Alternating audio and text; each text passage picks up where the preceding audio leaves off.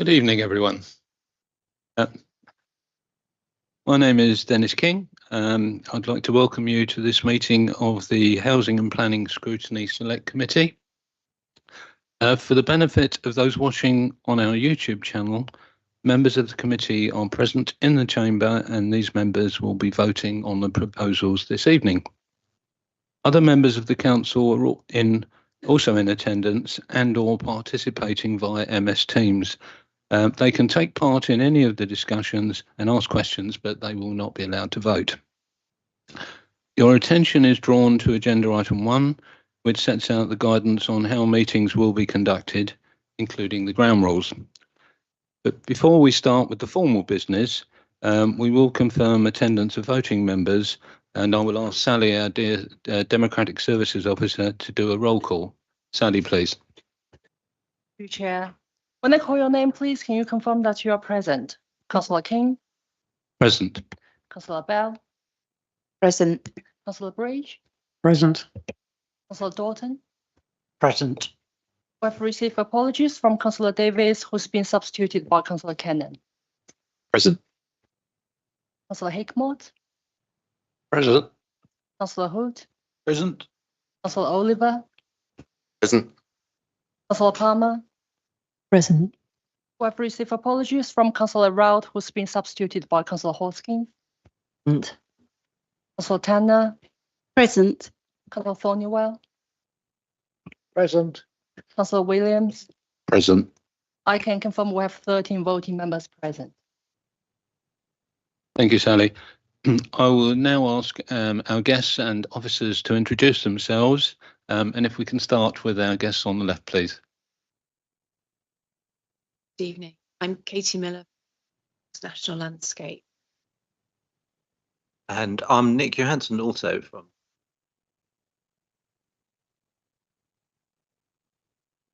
Hi, I'm Ed Jones. I'm the Tree and Landscape Officer. Evening, members. James Bailey, Head of Planning. We are Linda Hibbs, Head of Housing and Health. And Claire Keeling, Housing Solutions Manager.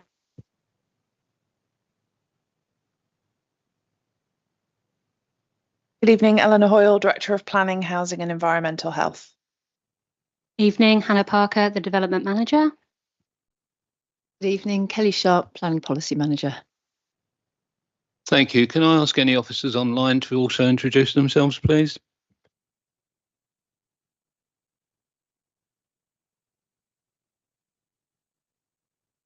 Right, that's a nil return. Thank you. I'd like to know if there are any apologies for absence. With apologies from Councillor Davis and Councillor Rout. Thank you. I think we're in the process of that, where the substitute members have already been identified. So thank you very much. I would like to establish if there are any declarations of interest that people wish to make me aware of. Again, no return. Minutes of the meeting held on the 20th of May 2025. I'd wish to ask you to agree those minutes. Ask you. Agreed. Thank you so much.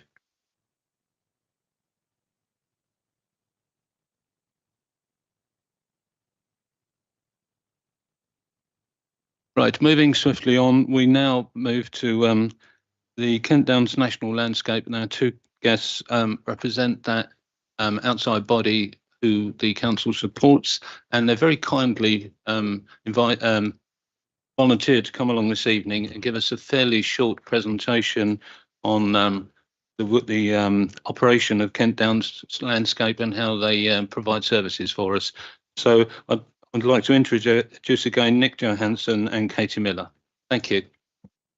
Thank you, Chair, and good evening, members. I'm Nick Johansson. I'm Director at Kent Downs National Landscape, and we'll conscious of the scale of your agenda today, so we'll try to keep to time and provide a brief introduction to the Kent Downs National Landscape and what we do. So national landscapes and national parks are cover much of England, much of the UK, in fact, and were created in the 1949 National Parks and Access to the Countryside Act. National parks and national landscapes, previously areas of outstanding natural beauty, have in many ways have equivalents. The level of protection is equivalent. The beauty, the legal beauty and quality of the landscape is equivalent.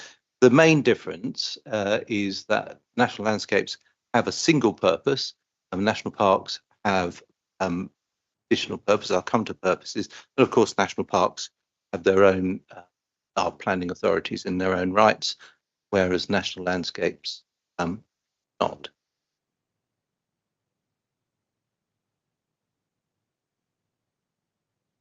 So just quickly covering the Kent Downs National Landscape, covering about a quarter of the county of Kent, 26% of the area of Tunbridge and Moorling Borough Council. It's one of the larger of the national landscapes in England, eighth largest, very similar in scale to Dartmoor National Park or to the Children's National Landscape. That's the kind of equivalent area. Kent Downs is the protection is national and international. Kent Downs is known particularly for its chalk scarp, of which are some fine examples in the Moorling area. It's woodland, again, really great areas of woodland, Tunbridge and Moorling. But what's most particular, I suppose, is of all of the national landscapes and all the national parks, we are the one most closely with high levels of population most nearby.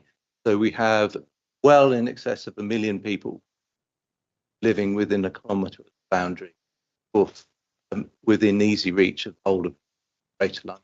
And of course, being where we are in Kent, where this amazing chalk landscape crashes into the sea at the White Cliffs, you know, we are surrounded by national and international infrastructures.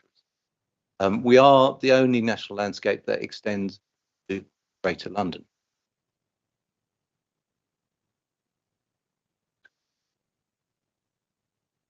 So the partnership, and thank you, as Chair said, Tunbridge and Moorling are one of 12 local authority partners. All local authorities are represented on our Joint Advisory Committee, and Councillor Taylor and Jenny Knowles, so we have an officer and a member who are represented. The committee is an advisory committee that oversees this purpose, this conservation and enhancement of natural beauty, and also who act jointly to prepare a management plan.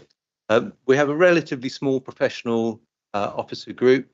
We are legally hosted by Kent County Council, funded by the local authorities in Kent, but mainly by DEFRA, the environment. So what are national landscapes, national parks about? And it sounds simple, doesn't it, to begin with? It's to conserve and enhance the natural beauty. Not much legislation that speaks to beauty. We very proudly try and take forward that mission to preserve and enhance the natural beauty of towns.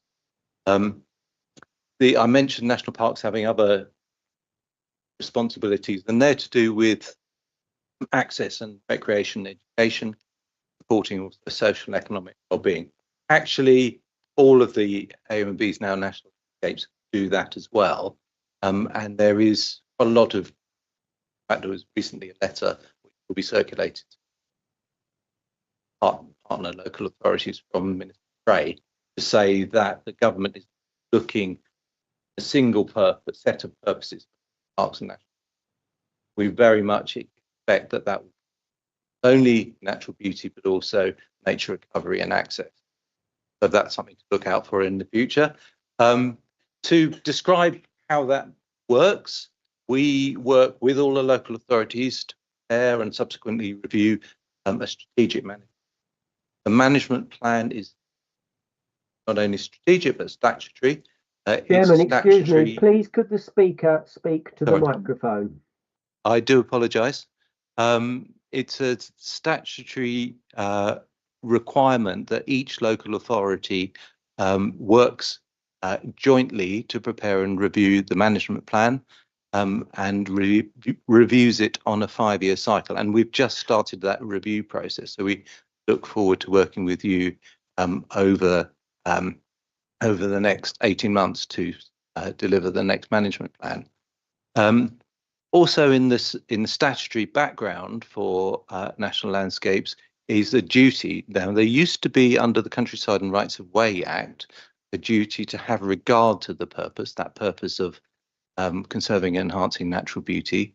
That changed in the Levelling Up Act.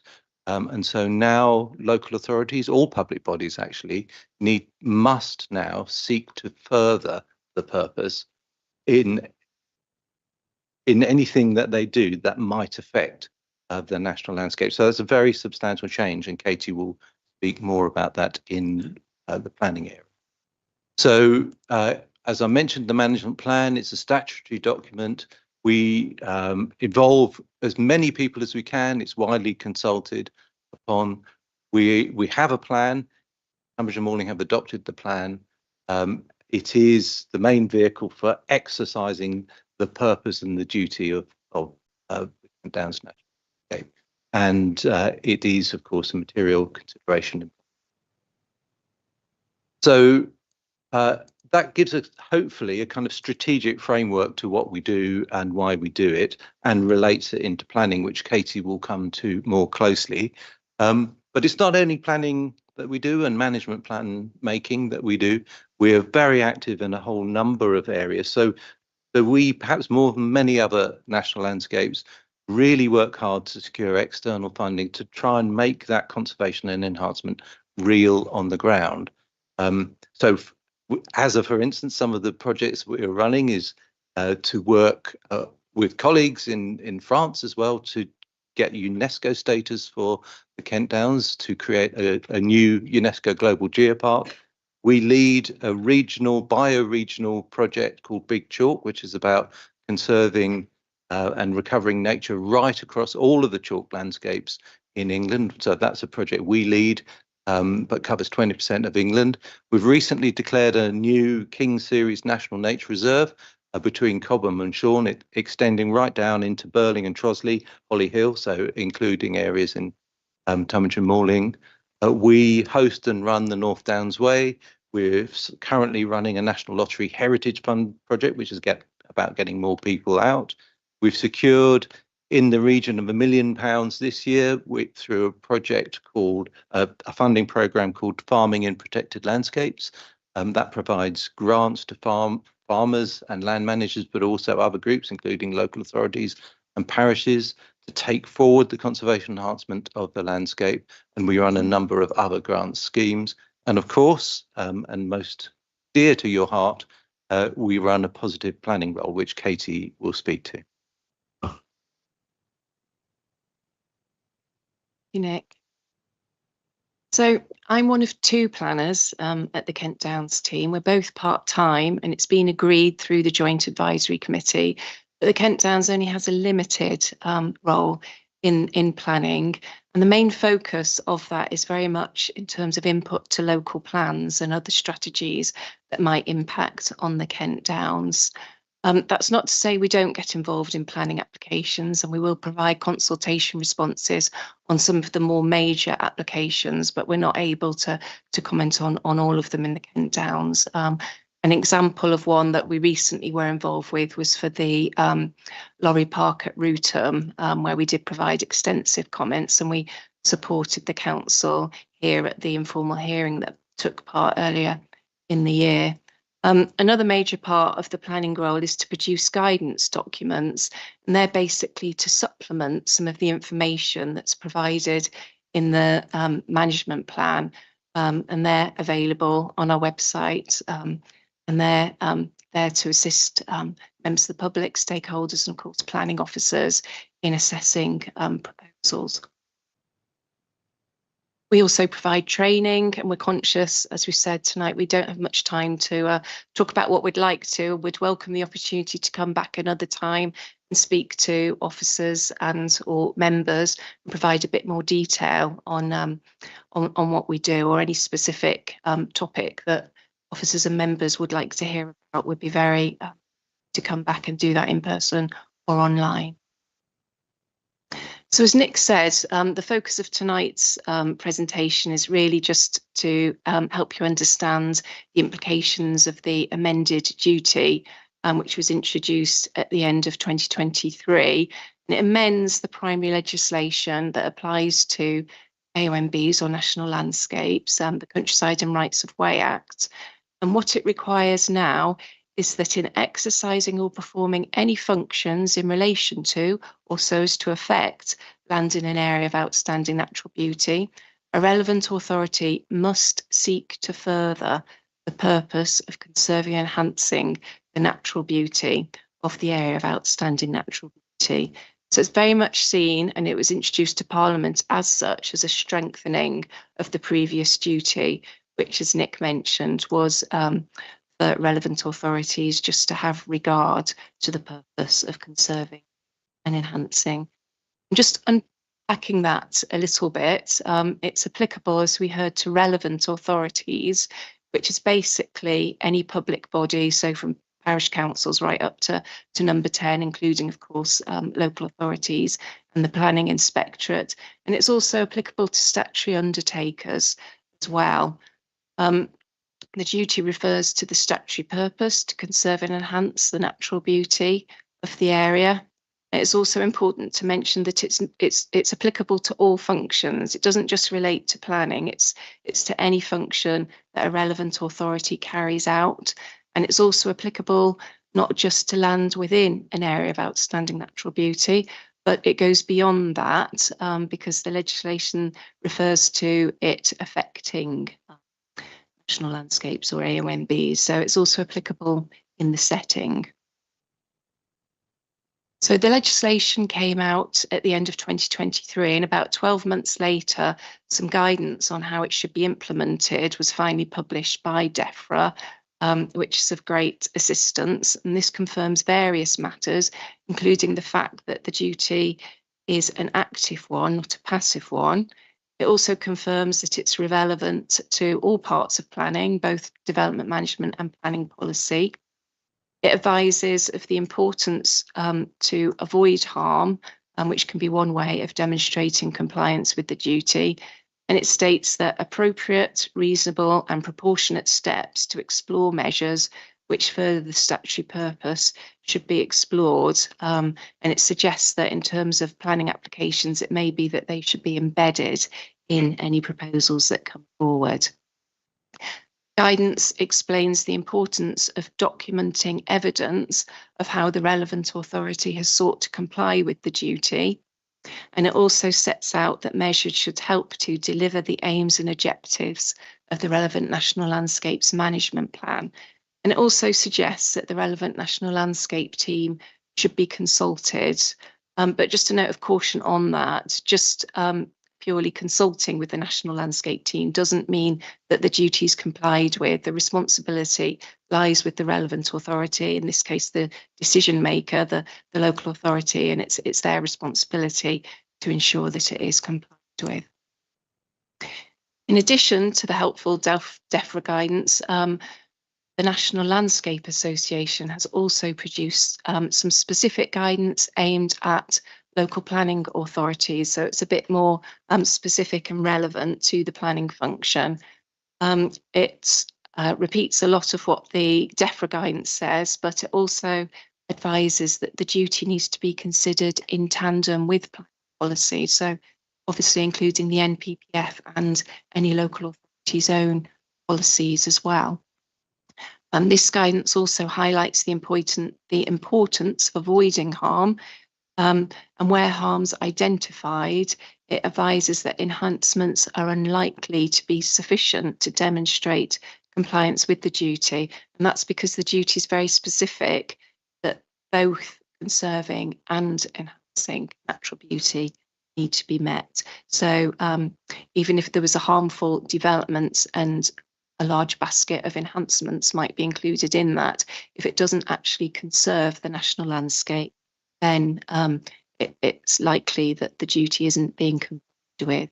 So that might mean that compliance with the duty might mean that the choice is made not to allocate a particular site in an emerging local plan, or it may necessitate the refusal of a planning application. And the NLA guidance also stresses the importance of recording how the relevant authority has complied with the duty, advising that it's likely that the new legislation will mean that decisions are much more open to scrutiny, challenge. So just looking in a bit more detail about how it might apply to planning applications, important to remember that the duty is on the decision maker, not the developer. So it's the local authority, the planning officer, the committee's decision to demonstrate how the duty is being complied with. Avoiding harm to the national landscape is an intrinsic part of conserving its natural beauty. And it's important to remember that natural beauty is a holistic concept. It's not just about the look of the lands, but it covers much more than that. Matters including landform, geology, flora, fauna, heritage, tranquility. They're all aspects that make up beauty. And in terms of conserving and enhancing the natural beauty of the Kent Downs, normally this will mean looking to make sure that the special qualities that are identified in the management plan are conserved and enhanced, and that any proposal supports the management plan principles and its associated guidance, and also any relevant landscape character assessments and recommendations in that. But as we've already heard, the duty is also applicable to local plans and to enforcement. And in terms of the local plan function, it's important that it's considered throughout the entire local plan. It's not just about including a single policy on how proposals impacting on the Kent Downs should be dealt with. It needs to be considered through the entire plan, through its vision, the strategic objectives, the spatial strategy. And related to that, it might inform housing, employment, land provision. So it may be that complying with the duty means that perhaps a lesser number of housing or employment land is to be provided. But it is also important to consider how any specific policies or allocations might further the purpose and whether or not they would align with and help deliver the principles of the management plan. And then just a final point, also relevant to the enforcement function as well, of course. So it might be applicable in terms of deciding whether or not to investigate a potential planning breach or indeed take enforcement action. And related to that, might be appropriate to update any planning enforcement plans or protocols that are in place. So that was it, a bit of a whistle-stop tour. As I said, would love to come back and talk to you in more detail about other things that we do and more about planning, but that's all we have time for tonight. Can we take questions? Wendy. Thank you, Chair. First of all, I'd like to say thank you for the input you did have for the Rutham track stop. There was an awful lot of work went into that. And this is maybe a question to the planning officers rather than yourselves. How much weight do you put on the reports that these kind of people make and do when you're considering the applications that come in, like the car park? I know we went to full thing and refused that one ourselves, but on a day-to-day basis, where does the weight come in when you get a report from them? Thank you. James, would you like to field that one on a general basis? I beg your pardon. Sorry, Chair. We just have the question repeated again. Apologies. James, what is the weight that you would give to a report from these people when you get an application come in? Where does it sit in your hierarchy of considerations? In terms of the weight, well, they're not a statutory consultee. in terms of the planning process. And as I regularly inform to members, you must give very significant weight to the views of statutory consultees in deciding to determine planning applications. So in terms of the weight that you attach, because they're not a statutory consultee, that weight is reduced in terms of, it's not covered in essentially by the case law that says you must give very significant weight. So it's not on that high bar, but also officers give a lot of consideration to comments that come from the responses, as I say, formally from the AO&B unit, but for the national landscapes for us in this area. So I would just, in terms of, I'd say it's reduced weight, but it's something that we give a lot of consideration to. But as I said, it's not covered by that statutory provision of very significant weight attached to it.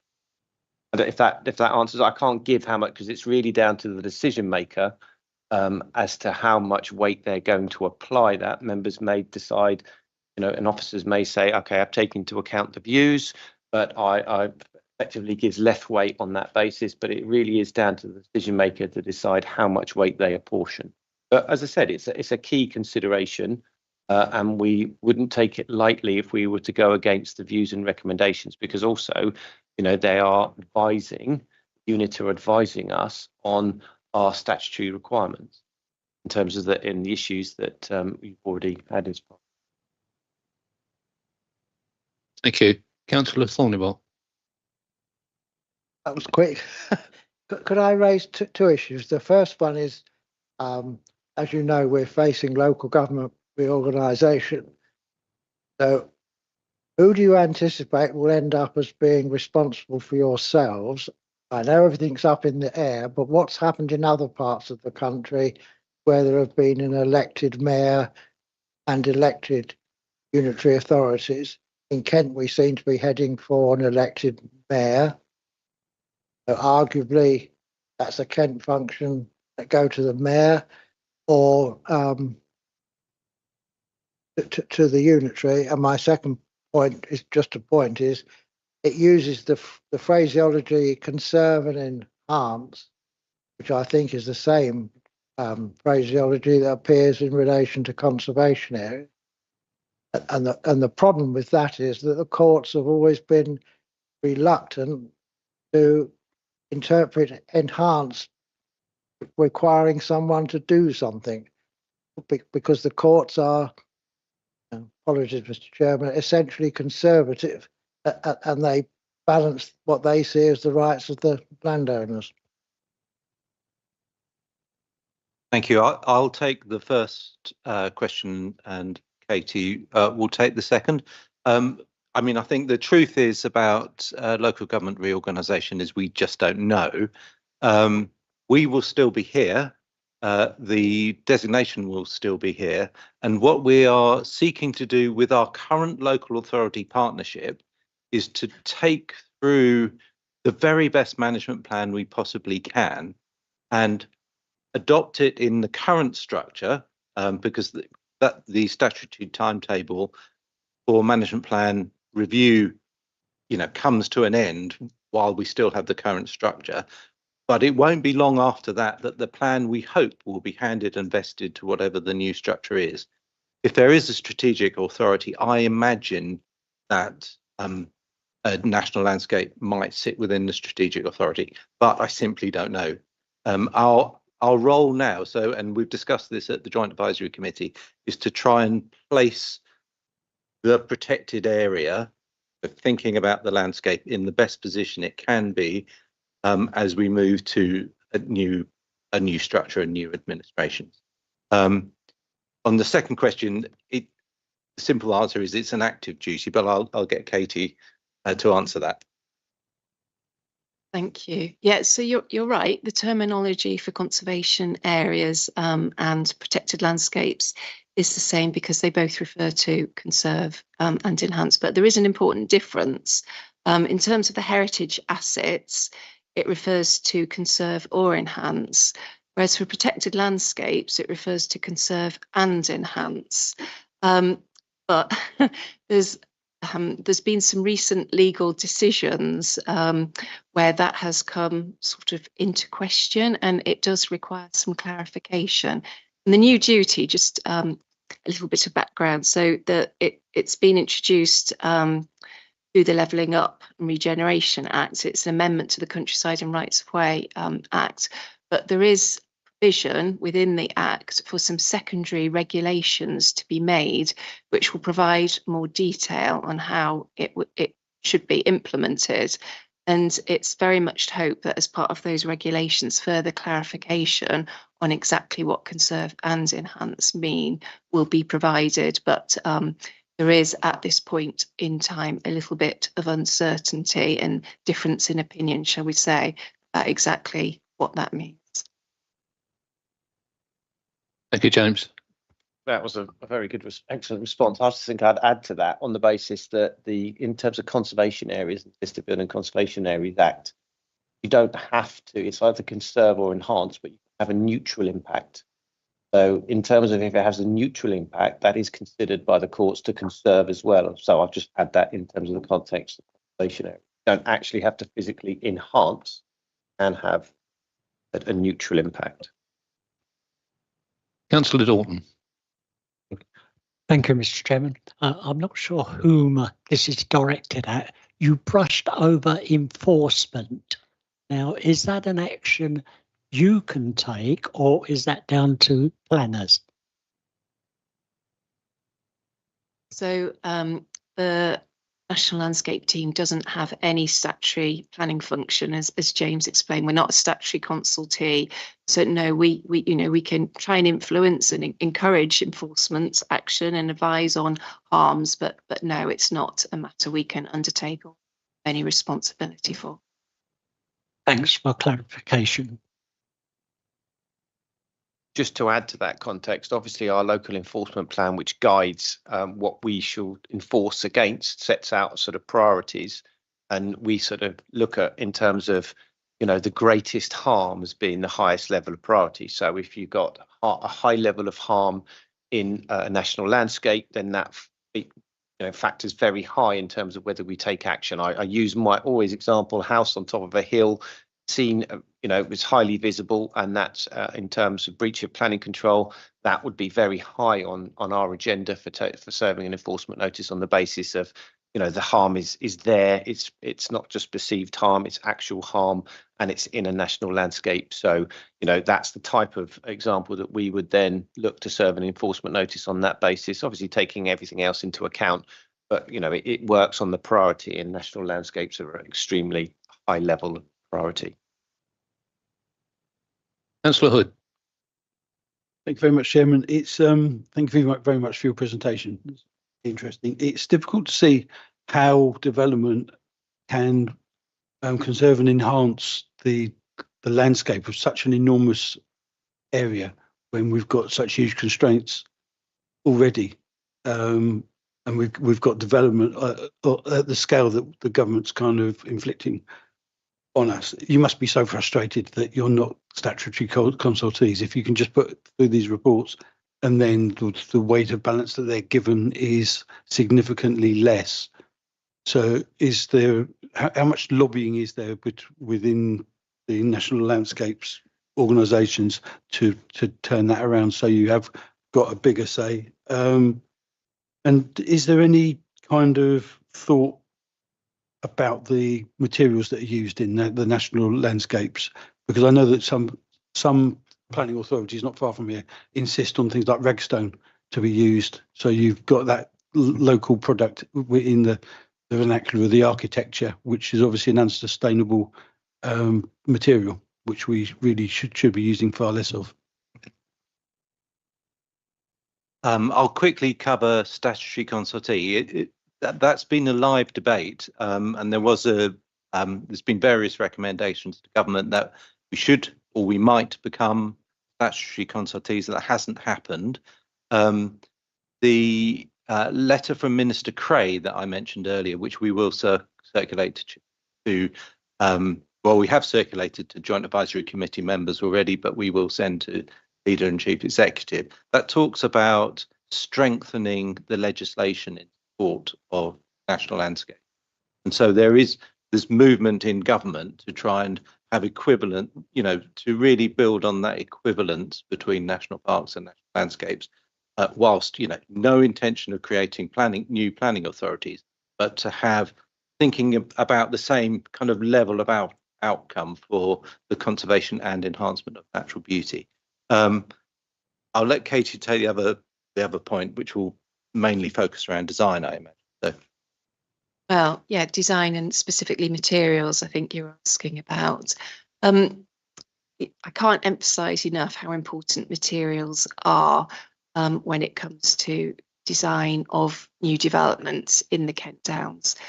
We would never insist on a specific material such as ragstone, for example, but we would want to ensure that materials that are used are reflective of Kent Downs vernacular.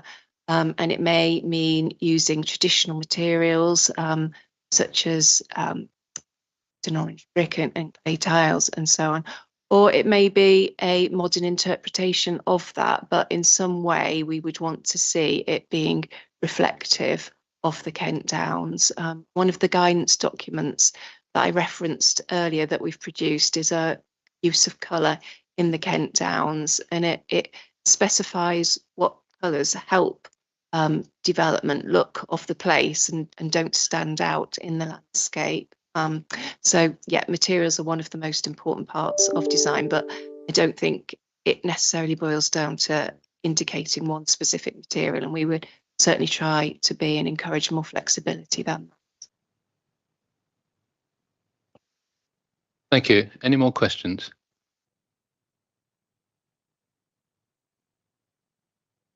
It behoves me to say, and I'm pleased to do so, that it's a really interesting presentation and very relevant to the times in which we live. So I thank you for coming along and doing that.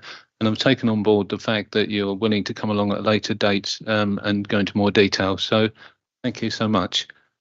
I'm going to take a slight pause here to allow Nick and Katie the chance to leave us, because we do have a very substantial agenda going forward. And I think they should be able to free up their evening. So if you just give me a minute. Thank you.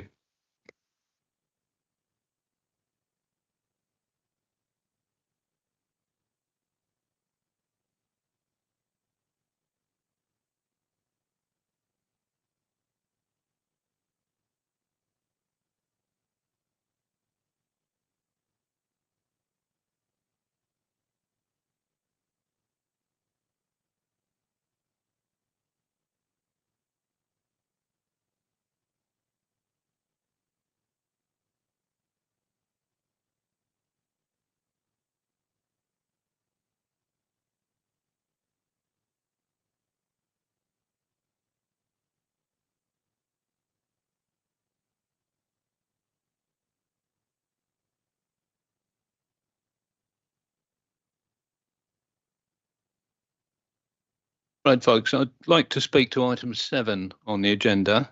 It relates to a proposed approach to council to establish monthly briefing meetings, and speaks to recommendation 3.1 on page 21 of your agenda pack. I'm going to hand over to Hannah to give you the background to what's proposed, but also to make you aware that when we do finally come to make a recommendation, it will be referred to the next Cabinet on the 2nd of September, followed by the full council on the 28th of October for adoption, should we so please. Thank you. Hannah. Thank you, Chair. So I'm just going to go through what's outlined in the report. So this proposal sets out the introduction of monthly chaired briefing sessions with developers for planning committee members. The primary aim is to enhance member engagement with major proposals progressing through the pre-application process. These sessions will provide members with early visibility of schemes and an opportunity to offer informal feedback while maintaining confidentiality. So as Councillor King has said, members are asked to endorse the proposed approach to Cabinet and Council, indicating their support for the establishment of monthly briefing sessions and the introduction of the proposed fees, which will supplement the existing pre-application service. A fee of £1,000 will be charged for the initial presentation, with a reduced fee of £500 for follow-up sessions. These fees will supplement the existing council's pre-application service. So how it will work. So these sessions will only apply for schemes which are using the council's formal pre-application service for major and strategic schemes. They will be informal in nature with no written feedback provided, allowing developers to receive early input without delaying any other council pre-app process. It's proposed that the briefing sessions will be held on a monthly basis, each lasting about an hour and a half. The scheduling of these will be coordinated with committee services to ensure consistency and flexibility. While not every session may be required, having a regular fixture will support early programming and responsiveness to development activity within the borough. Now, each session can accommodate up to 2 development schemes. Each will have a 45-minute slot comprising of a 20-minute presentation from the developer, followed by 25 minutes of members' questions and informal discussion. Now, these sessions will be delivered through Microsoft Teams to maximise accessibility and encourage broader member attendance. Given that the developer will be charged a fee to participate, it is essential that these sessions are well attended to ensure value and impact. Sessions will be largely advertised to the relevant area planning committee relevant to the development. However, this can be expanded if required. The sessions will be chaired by a lead officer, either the development manager or the head of planning, who will introduce the scheme with a brief overview and clarify the purpose of the session. Members will be reminded that it's a non-decision making forum, confidential and intended for early engagement. They will also be advised to keep an open mind and also refrain from disclosing information within that session to the general public. Developers will then lead the substantive part of the session, during which questions can be asked and feedback offered. The feedback is intended to help shape the evolution of the scheme, subject prior to the formal submission of the planning application. Developers may also request a follow-up scheme, subject to the reduced fee, to demonstrate how members' input may have influenced the scheme. These sessions are intended to supplement, not replace the pre-app offer. As I said, only schemes which have formally entered into the pre-app process will be eligible for this presentation, and to ensure that they are worked to a degree where members can have a more meaningful impact. To support this initiative, officers will work closely with the leader and the cabinet member for planning and democratic services to promote attendance. And yeah, so given that it's a charged service, it is important that members across the council engage with these sessions. Their participation is essential to shaping proposals at an early stage before the planning permission is formally submitted. Thank you very much, Chair. Thank you, Hannah. Can I just add a couple of points of clarification, or the questions really, that there are 2 categories of development, either from 10 to 99 units or from 99 and above. Is that correct? Yes, Chair. So under 4.4 of the actual report, we've got the existing pre-application offer. So major applications schemes, they're considered to be 10 to 99 residential units. And then the strategic developments are covering more than 100 residential units or a larger floor space. So what these sessions are aimed at is, for anything that's major and above, because small minor schemes probably won't get the benefit that majors will of this early input. Right, I'm now opening up to questions to speak to the recommendation. I've got Councillor Palmer. Thank you, Chair. I fully endorse having these meetings because it would actually probably cut down on a number of things where we have to call in applications to actually sort out different issues. My only issue is, as you know, when you have to deal with me, I go to work. So although I'd like to attend, it would be dependent on when you could have the meetings and whether that's good with the applicant and the officers and everything else. Thank you.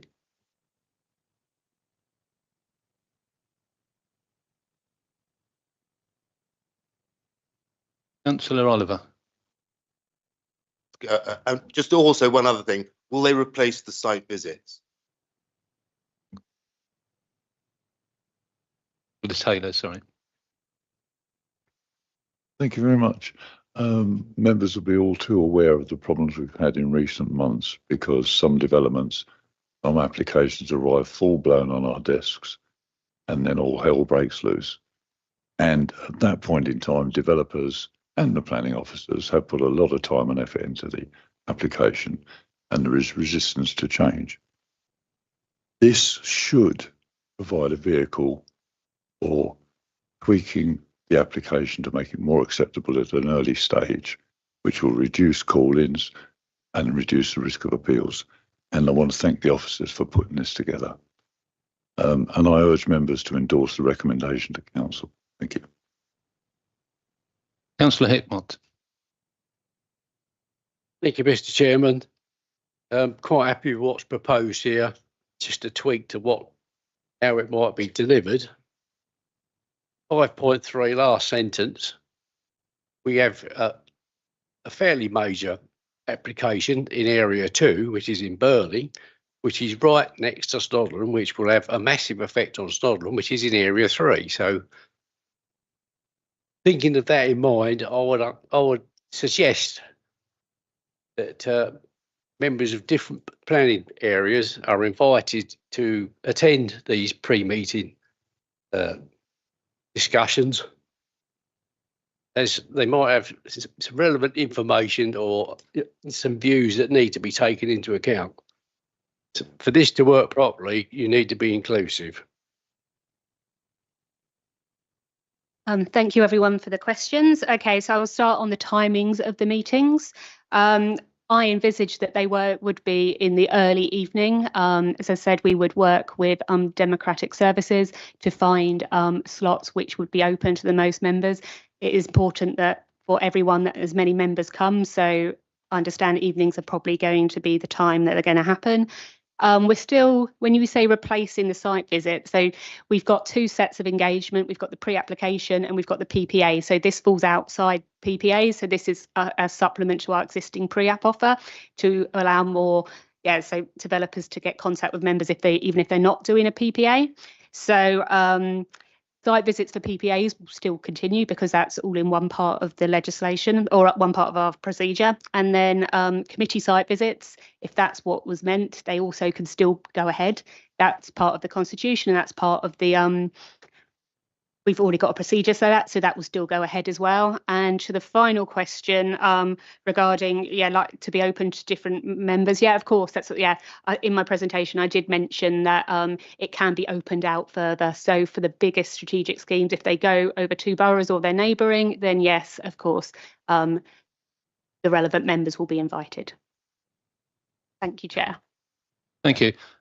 On that point, I mean, in 5.3, it does raise the question, and I think Councillor Hickmott has made a point of view that it should be open to all members. I'd like to, on that one point, get the feeling of members whether or not it should be open to all members or not.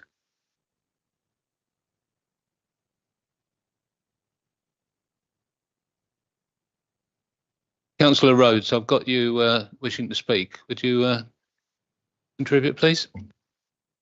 Chairman, thank you. I'm not a member of your committee. I'm afraid to say I feel that this smacks of officer-led instruction, and I didn't think that was the way we worked. I thought we told the officers what we wanted to do. Chairman, after the initial monthly meeting, at 4.9, it suggests that there could be a follow-up. And then it says to see if any member feedback has been taken up. Now, we've had a meeting already. It wasn't a monthly meeting, but we've had a pre-application meeting. We all stomped round Cobland's nursery, and it was great fun. But I just wonder whether applications are actually going to be changed or altered by any of this pre-work. What worries me, Chairman, is, and especially with regard to 4.9, where a follow-up to see if any members' feedback has been taken up, where does this stand with predetermination? Because I just do not see how you cannot now be predetermined if you've asked for something to be changed and they've taken it up. So what are we going to do about predetermination, Chairman? Thank you very much. James. Predetermination first, because I think that's at the forefront. Obviously, pre-application discussions at the heart of influencing decisions and getting better quality decisions moving forward. So members aren't making decisions on these applications where predetermination is going to sort of come into question. And what members are doing are providing advice, local knowledge, as you would do normally. And that's the whole point of engaging members at the early stage of the process. The members can say, well, I know about this, I know about that, and you haven't thought about this, and you haven't thought about that. That's not making a decision in terms of which way you're going to vote. So I don't see predetermination as being a particular issue on this point at all. It's about members having the ability to influence the design of a scheme going forward and the evolution of the scheme. And developers, in my experience, want to engage with members. They want to be able to see what issues are going to be raised by members. And if you can get it at members, I don't mean to get at members, but if you can get into the member psyche earlier, then that's what developers want to do, because they want to see what are the issues you're going to raise. But then I'll go back into, in terms of the other question that Councillor Rose raised regarding, this is officers giving members instructions. I think it was far from the opposite. Now, I know our Cabinet member will comment on this, because obviously we have discussions with our Cabinet members in terms of what Cabinet member would like to see going forward. And this was one of the key messages that the Cabinet member wanted to see coming forward about early engagement and processing. So what we've taken, or what the development manager has taken, is taken the ideas that came from our Cabinet member and crystallised those into what we consider to be a workable format. So, but I'm not going to speak for the Cabinet member because he's in the room himself and can update members as to how this came forward. I'll hand over to the Cabinet member. Thank you very much. I didn't really want to take the credit for this because it has been put together by the officers. On the subject of predetermination, we are only offering local advice that might be of use to the developer. He may not heed that local advice. He may bring the application forward unchanged. And it is at that point at a planning hearing that we make the decision. And we make the decision based on what we think about the application at that time, not discussions we've had down the road. Thank you. Councillor Hood. Thank you very much, Chair. I think this is a sensible way forward. Really, we can manage the kind of risk of predetermination by the kind of advice which we normally give committee members. I think having the opportunity of all members to attend these sessions is also very important, because at the moment, because the borough's split into the three committees, sometimes being tucked in the southwest, we haven't got a proper understanding of what's happening elsewhere in the borough. I think that this is going to be really valuable for members. When you've got a situation, you're going to get a situation where members are predisposed against an application. And you may think, well, I'm not sure how this is going to benefit residents or how this complies with planning policy.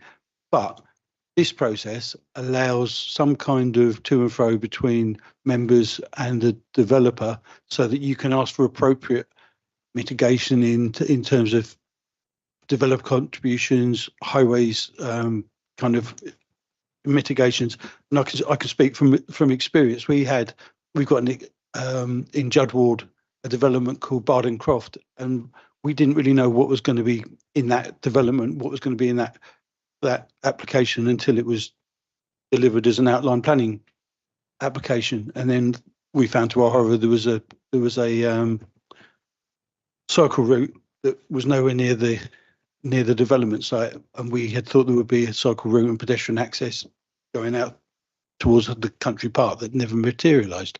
So this process would make that far less likely to happen, because we would know, we'd be appraised of what mitigations were possible, And then if there was an omission of that kind, we would say, actually, before you draw up that section 106 or section, what's it, 287 proposal, then 278, yeah, then you could actually get in there first, have a conversation and try to find something that worked far better for the community that's going to be affected. So I do see that, I do appreciate that this is a far better way forward, and it gives members a chance to get in early and to, even if they don't agree with it, even if they don't really support the scheme or they've got reservations of the scheme rather at an early stage, they can get the best possible result should that scheme go through eventually. Thank you. I see no other hands. So, Councillor Thornhill. Thank you, Mr. Chairman. I think this is well worth trying. I think my view is try it and see how it works out. I don't know if any other authorities do this, whether you pinch some of this from some other authorities or an amalgam or something. I'd be interested to hear that. And I think lots of developers certainly approach us as a parish council and want meetings before they put in application. And I think that predetermination is easily avoided as long as you don't say as soon as they arrive, well, I'll only vote for this application over my dead body. If you said things like that, then you're asking for trouble. But I always say at parish meetings, I'm a member of the Borough Council, not so much development in Larkborough, it doesn't apply quite so much, but the other members are on the Borough Council, and you're please take into account that they don't want to fetter their discretion. And developers quite go along with that. Even the one who's recently dealt with in Walton Gray Road we've just met. So I hope we do try this. Thank you, Chair. I just want to say that, like, local authorities across the country have various different ways of doing member engagement. This isn't necessarily new, but what I have tried to do is, in conjunction with Councillor Taylor, is try to get the best of what I think this borough will work for this borough. And I think the offer that I've come up with will work the best for members here. So it is, I mean, in the report it does say that, like, we've gone and looked at benchmarking in other authorities such as Medway and a couple of London. So there is similar things, but what I have done is tailor it to Tunbridge and Malling. Thank you. I'm sensing a measure of agreement, if not enthusiasm. I'd just like to make a few comments before we go to a vote. My thoughts were that in the context of the move to severely restrict the scope of planning committees, member engagement with the pre-app service is likely to be increasingly important. It can help provide early insight into applications and the ability to seek changes rather than leaving it to the night of the committee. For this to succeed, I think officers will, of course, need to support and guide members through the process. So on that basis, I'd like to move the recommendation and I'd seek a seconder. That's Councillor Dalton.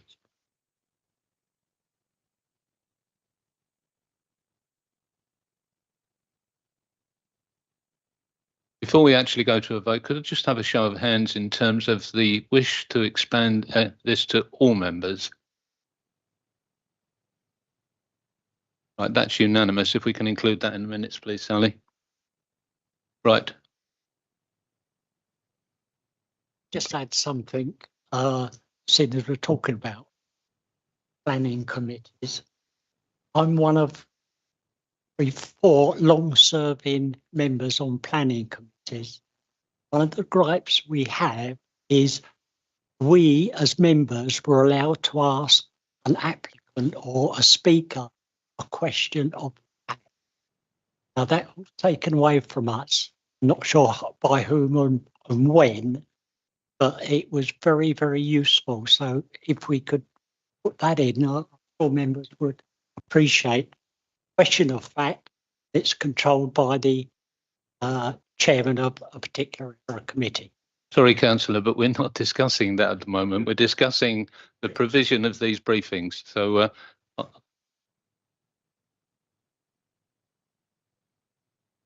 Thank you, Chair.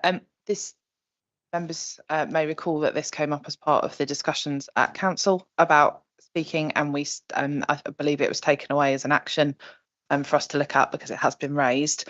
Councillor King's absolutely right. That's not what's under consideration tonight, but I can assure members that we're taking that away and we'll have further discussions with Councillor Taylor to look at those provisions and anything else we need to. right, we have a proposer and seconder on the recommendation. Are we happy to do this by general affirmation? Thank you. Moving on to item 8, which relates to heritage information advice to support the local plan, including information in relation to conservation areas.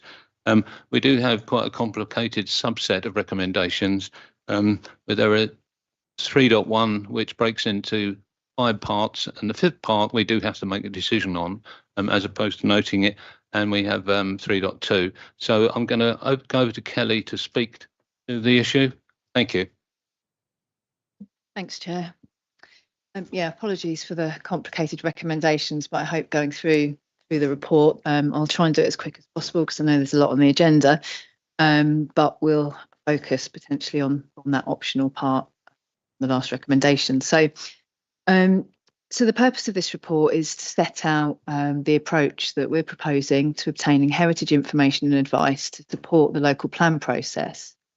But along the way, I know that conservation area appraisals have been raised by members, and obviously where we look at local plan information required, we're given an opportunity to kind of progress and consider how we can take forward updating and obtaining conservation area appraisals as part of that work. I will say that ordinarily a matter relating to local plan evidence wouldn't be a matter for committee or cabinet. However, there are significant costs associated with progressing this work and also progressing this work earlier than we potentially anticipated. And also the nature of this work does affect 2 wards or more.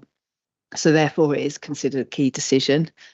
The reason why we're bringing this report to committee now is because the recommendation that will be taken forward, we need to now procure that work, almost with immediate effect, so that we do have information available as we progress through the local plan process leading into December 26 when we're due to submit the local plan.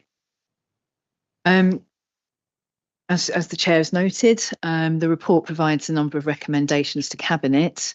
The first recommendation at 3.11, that's to agree the approach that we've set out to progressing heritage information and evidence to support the local plan.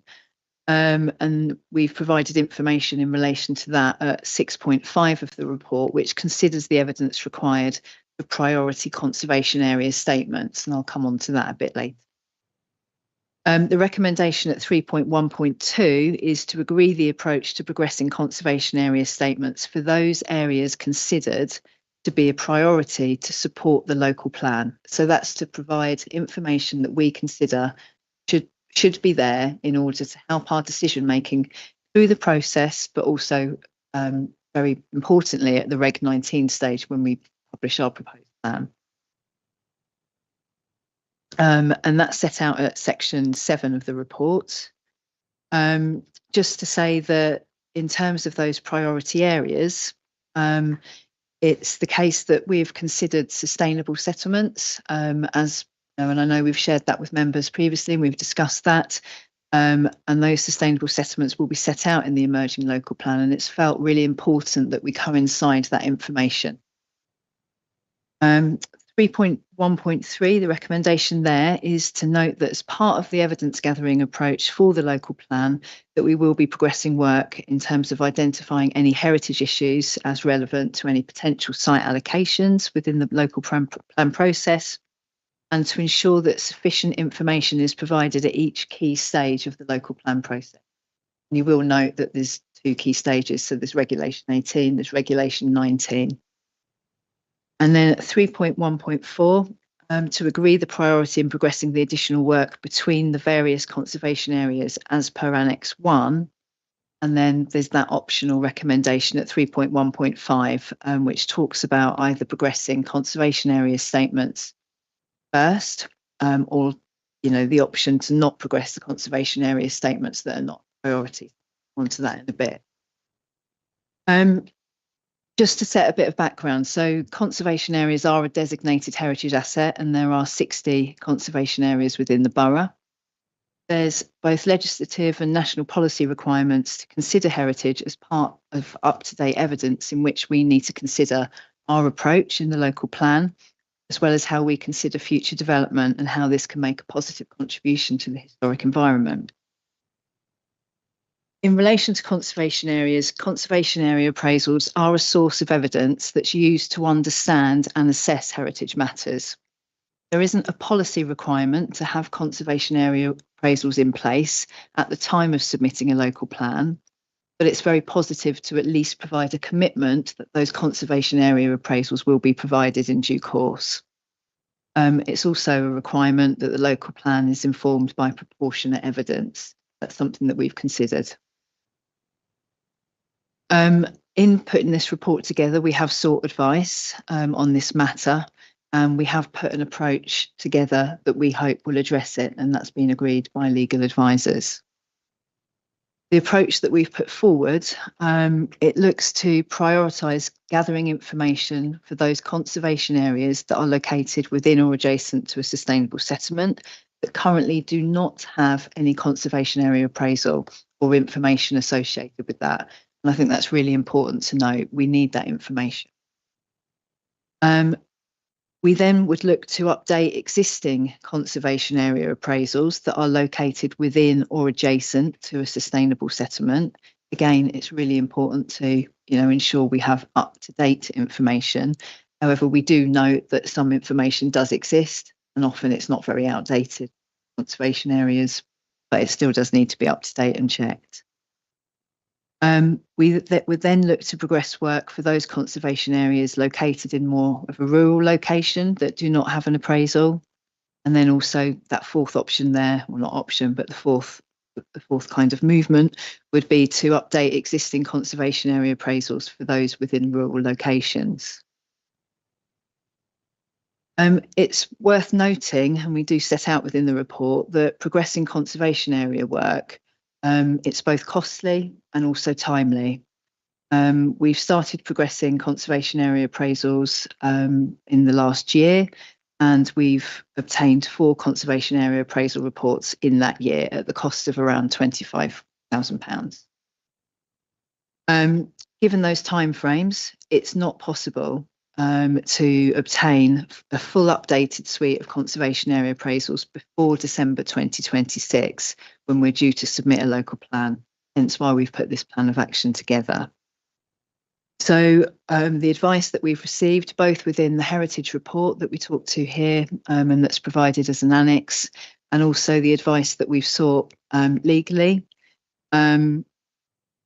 what we're proposing to do is to take forward conservation area statements for those priority areas that we've identified in Annex 1 that don't have currently a conservation area appraisal. And what that will do is it will provide a short report which will set out kind of those important interests in those conservation areas. It will provide a map. It will identify, the listed buildings and whatever else we need to identify in that report that's relevant. So it will provide information in order for us to consider part of the process, but also the DM process as well. Following this comes in the 2 options. So you'll see in Annex 1 that we've provided a list of all the conservation areas, and we've listed those conservation areas in priority order. And so the option is, the first option is that we could progress character statements for all conservation areas that do not currently have a conservation area appraisal. Now that would be a starting point to ensure that information's available for all conservation areas. Now the second option, that's to then not take forward conservation area statements for the non-priority conservation areas, but instead to focus our work, our time, costs on taking forward conservation area appraisals in the priority order as we set out in Annex 1. In terms of risks, the planning practice guidance sets out that conservation areas should be reviewed from time to time as per the Listed Buildings and Conservation Areas Act 1990. And Historic England, in their advice, suggests that this should be done every 5 years. In terms of just the advantages of those options, because I know that we haven't put an officer recommendation in the report. So the advantage of the first option is that in progressing conservation area statements for all conservation areas, a level of information will be available in a shorter time period for all of the conservation areas. However, this will come at an additional cost in terms of the work required, and it will also come at an additional cost in terms of the time and resources. Basically, what it will mean is that we would be doubling up on work because you would produce a conservation area statement, but you also require a conservation area appraisal. So, you know, whilst you would have some information quicker, you would still need to do both tasks. So the second option, that would be less costly, but it would mean that information is available more fully, potentially quicker on those priority areas for the conservation areas, for the conservation area appraisals. Obviously, I can take any questions on that in a moment potentially. There's not necessarily a right or wrong answer. But I think it would be fair to remind members that there are cost implications for option A, and in addition, option A would mean that we're doubling up on work. And I think, you know, in terms of the information that you certainly get more in full conservation area appraisals than you would via a statement. Thank you, Chair. Thank you, Kelly. Councillor Cannon. Thank you, Chair. I'd just like to speak briefly on 315. My personal view is that we should support option A, only because I think it's quite an important principle that all areas of TNBC are treated equally. There should be a bare minimum starting point for conservation areas, given that there are 60 in the borough.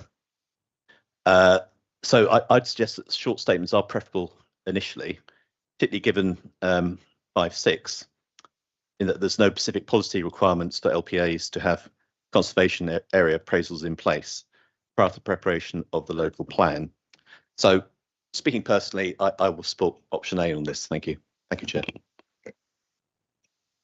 Thank you. Councillor Taylor. Thank you very much, Chairman. Members have expressed concern about how our conservation area appraisals seem to have drifted out of date over the years. It's important to have as the up-to-date evidence for the local plan. But we've also discovered that conservation areas are more vulnerable if they haven't got an up-to-date appraisal.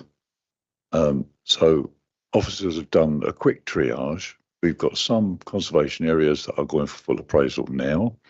They recommended 14 for this conservation area statement. And I see that, to put it bluntly, it's a quick and dirty appraisal that lets us know where we stand.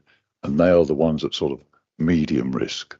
The other ones are at low risk and they can be fully appraised in the fullness of time.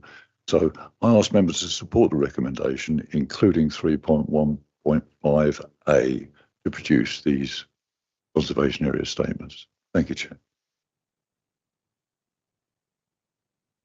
Did I have you, Councillor Dalton? Did you put your hand up? No. Councillor Hood. Thank you very much, Chair. I am I'm surprised that we don't have, that we've got 40 conservation areas that don't have these kind of appraisals already, and I'm a little bit confused about why we've only recently submitted a local plan for inspection that was withdrawn So I assume that we didn't have this available in terms of the appraisals for that submission then. And I'd like to ask how I can see the pros and cons of both of this. This is very tricky. So how long would it take us as a council to get appraisals in place in the long term? Because I think that we certainly would want the appraisals to help the planning committees going forward. I can see why we don't. I can see the sense in B, because obviously some of the conservation areas aren't going to be affected by development if they're in. I'm thinking of the ones in Tunbridge Town Centre. They're not going to be as affected by development. So it seems weird that you'd have to do that. So I'm more convinced by B than A in that respect, that you should concentrate on the conservation areas which are going to be most effective. But that is also mindful of the fact that the scale of development that we're looking at is probably going to include the vast majority of those conservation areas outside of the principal town. Ellie. Thank you. I just wanted to come back on a point about the need for conservation area appraisals. Now, the need for conservation area appraisals are required by law, so we do need to have conservation area appraisals. We're in a position where currently, as you've said, we don't have conservation area appraisals for 40 of our conservation area appraisals. Now, it would be absolutely impossible to take forward 40 conservation area appraisals in the time that we've got. But when we look to take the plan, that plan is going to be assessed on the basis of, has that plan taken into account robust and up-to-date information? So what we're looking to do is to ensure that we do have robust and up-to-date information.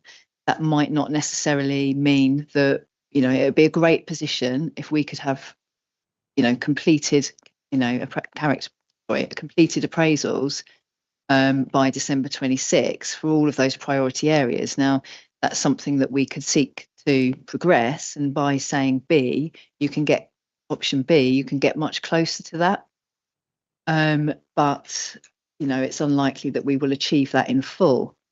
But we can get as close to it as possible, and it is quite acceptable generally that when you go to examination, that you will put in your policy and you will make, that commitment that as a council, you are updating your conservation area appraisals.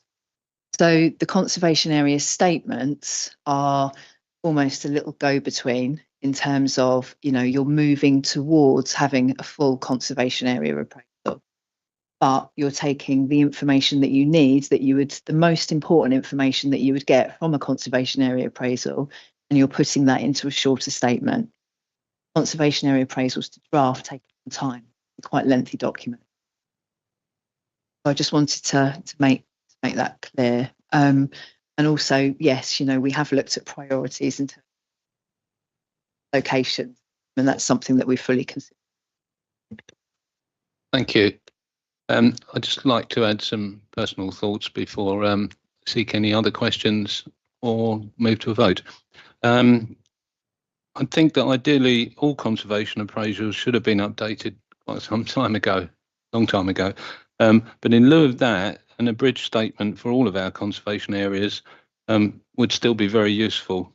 And under option A, we would get that. It would still need to be sufficiently detailed to be worth doing. So we would need assurances from officers in that regard. But these documents must still be able to help us push back on harmful developments in or near conservation areas and steer the local plan. Otherwise, it becomes of limited benefit. Those are my thoughts on it. Any more questions? Councillor Tatton.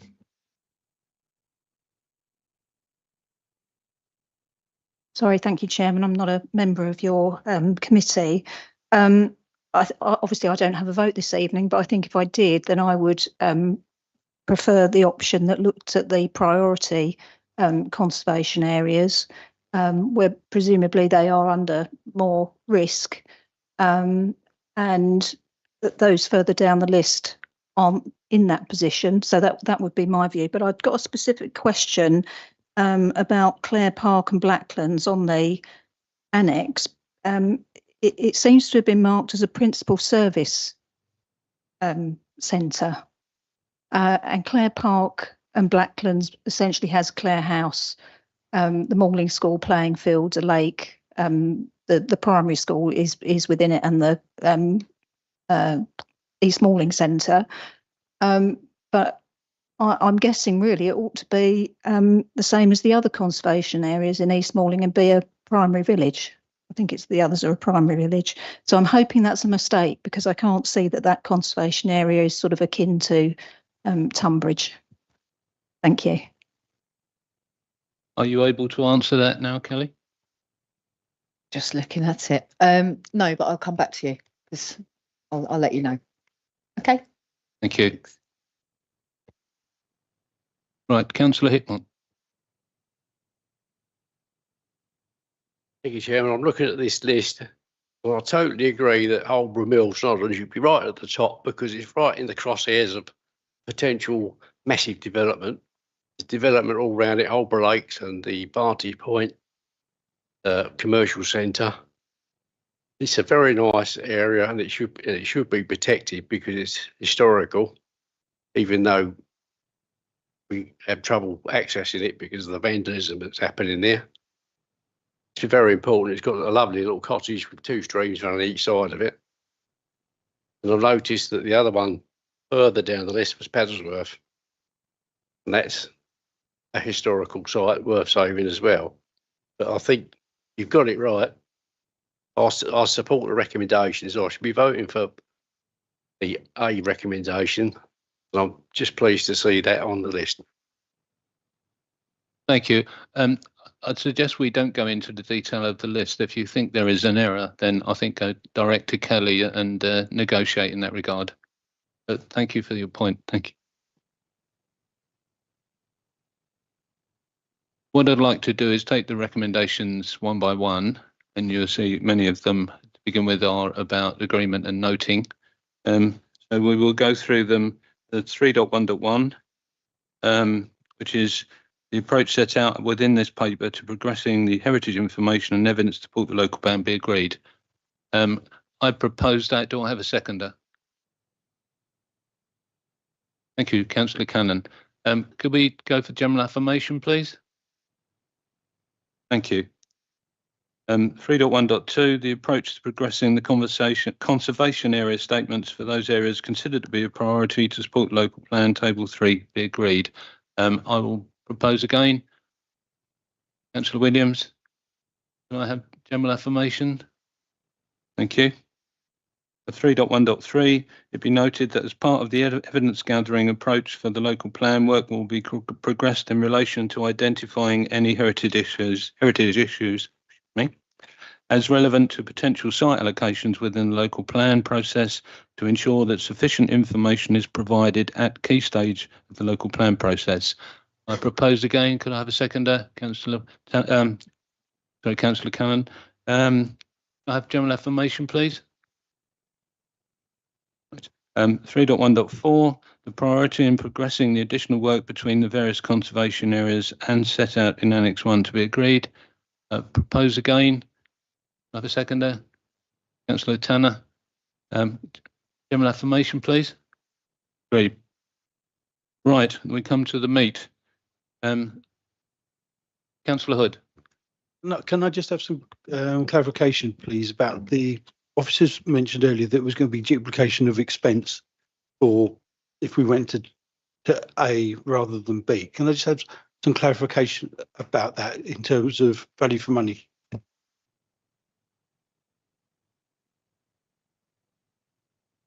You can. I was just finding, I thought I'd included it in the report, so I was just looking at that. So bear with me. So in terms of value for money, we need to go out to procurement for this work. And members will be aware that in the local plan budget that we took earlier in this year, we set out a budget of 40k per year to be spent either on heritage or progressing conservation area appraisals. In terms of how much it's going to cost to progress option A, in terms of all of those conservation area statements, I don't currently know, but I do know that for a conservation area appraisal, just one, that can range from, well, the current work that we've done, it can range from around about 4K to 8K, depending on the size of conservation area. So if you're looking at statements, then I imagine, you know, you're potentially looking at, I wouldn't like to say because I'm not the consultant, but let's say, you know, maybe £2,000 for each one. I think that would be about right. And if you've got 60 or 40, then you're looking at that much money. So you're looking at 120,000. So that's, you know, additional when you don't need to take that forward. We definitely need to take that forward for the priority areas, because we need that for the local plan. But that's what we're looking. But I can't give you exact costs because we need to do a procurement exercise, and obviously we'll need to go out to tender on this. Can I just come back on while I'm here? Come back that.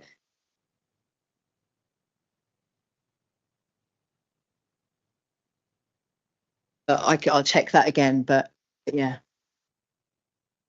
Okay. Okay, we'll check it again, but yeah.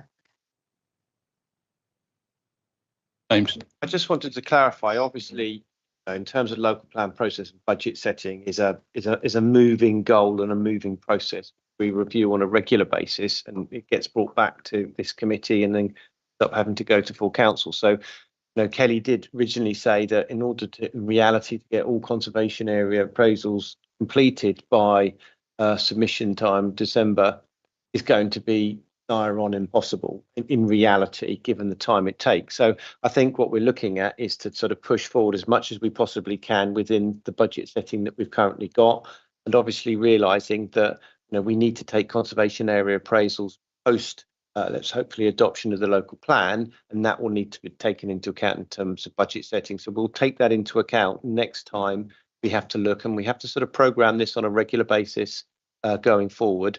We've obviously got local government reorganisation coming on the horizon, but it's a commitment that we need to do because the legal advice and the legislation requires us to, you know, update and have conservation area appraisals. So it's something we are going to take into account going forward. It's not just going to fall off the precipice just because we're going for submission of the local plan. So I just wanted to give some members some reassurance on that basis that this process will continue going forward, and, you know, as and when we need budget allocation, that will be reprofiled when we have to do budget review every year.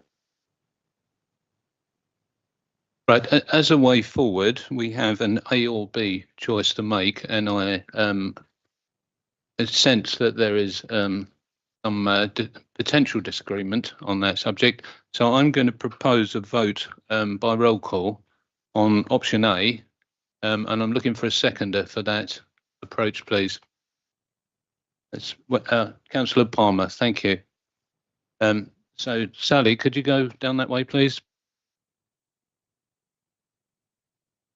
Thank you. Then 3.1.5 option A. When I call your name, please can you indicate whether you are for, against, or abstain from this proposal? And I will lift the chair to the left. So, Councillor Bell? Aye. For or against? For. Councillor Bridge? Against. Councillor Dalton? Aye. For. Councillor Cannon? For. Councillor Hickmott? I'm for that. Councillor Hoot? Against. Councillor Oliver? For. Councillor Palmer? For. Councillor Hoskins? Councillor Tanner?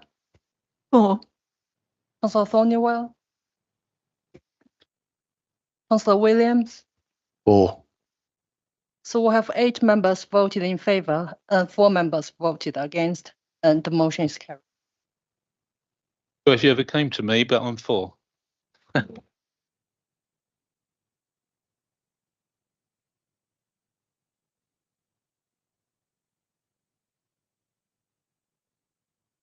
Thank you. Moving on to the next item, which will be item 9.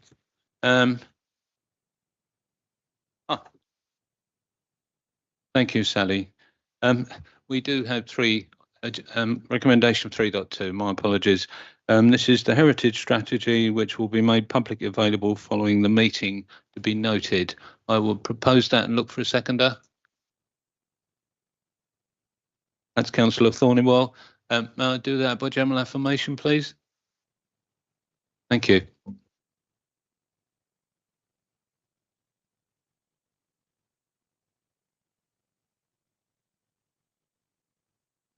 We now come to item 9, which is development of homelessness and rough sleeping strategy. I believe Claire is going to present on this, so please, Claire. Thank you, Chair. Good evening, everybody. You will all be aware, members will all be aware from previous reports that have come to various committees, Council, Cabinet, that the demand for homelessness services, housing register, temporary accommodation has increased over the last 5 or so years. And we have previously had homelessness actions embedded within our housing strategy. However, there is now an ambition to develop a standalone homelessness and rough sleeping strategy, given the demand on the service.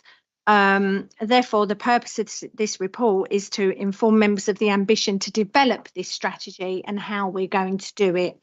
What we're looking to do is produce an evidence base with a equalities impact assessment and a draft strategy by December this year, which we will then bring back, get approval for some consultation.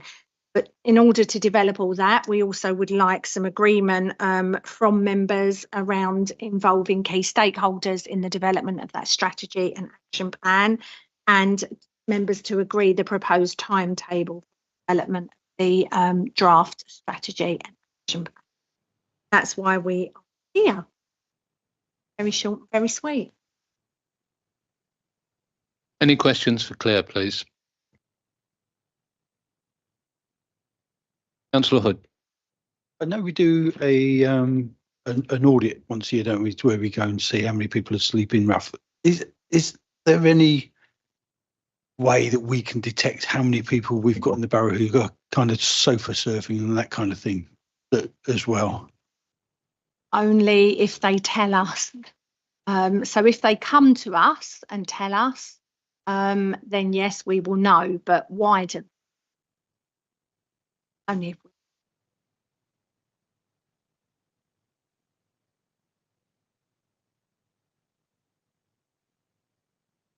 Councillor Tanner. Thank you, Chair. Do we intend to continue working with Porchlight, because they have done an amazing job, haven't they, up until now for us? Indeed they have. We have just gone out to tender for and awarded the contract to Porchlight for the continuation of the rough sleeping services. I think that went to Cabinet weeks ago to get the approval to appoint Porchlight to continue for the rest of this year. We've only got funding for the rest of this year, so it will only be for the rest of this year at the moment. Obviously, moving forward, depending on budgets and announcements around budgets from central government, we've got sleeping one. So then we'll make further decisions about the future of any rough sleeping services. But yeah, I mean, we certainly make great leaps to rough sleeps, and I think at one point weeks ago we had no. But yeah, intelligence is really there, the reporting, knowing what's going on, the engagement in.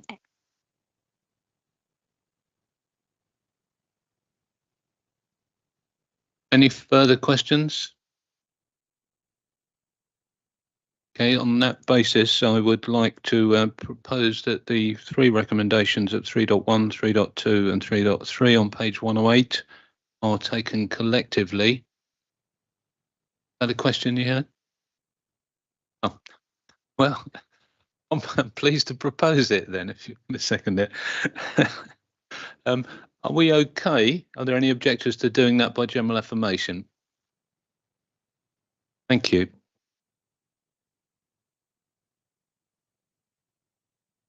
If Moving on to item 10, which is sports facilities evidence, and Eleanor is going to present on this one. Eleanor. Thank you, Chair.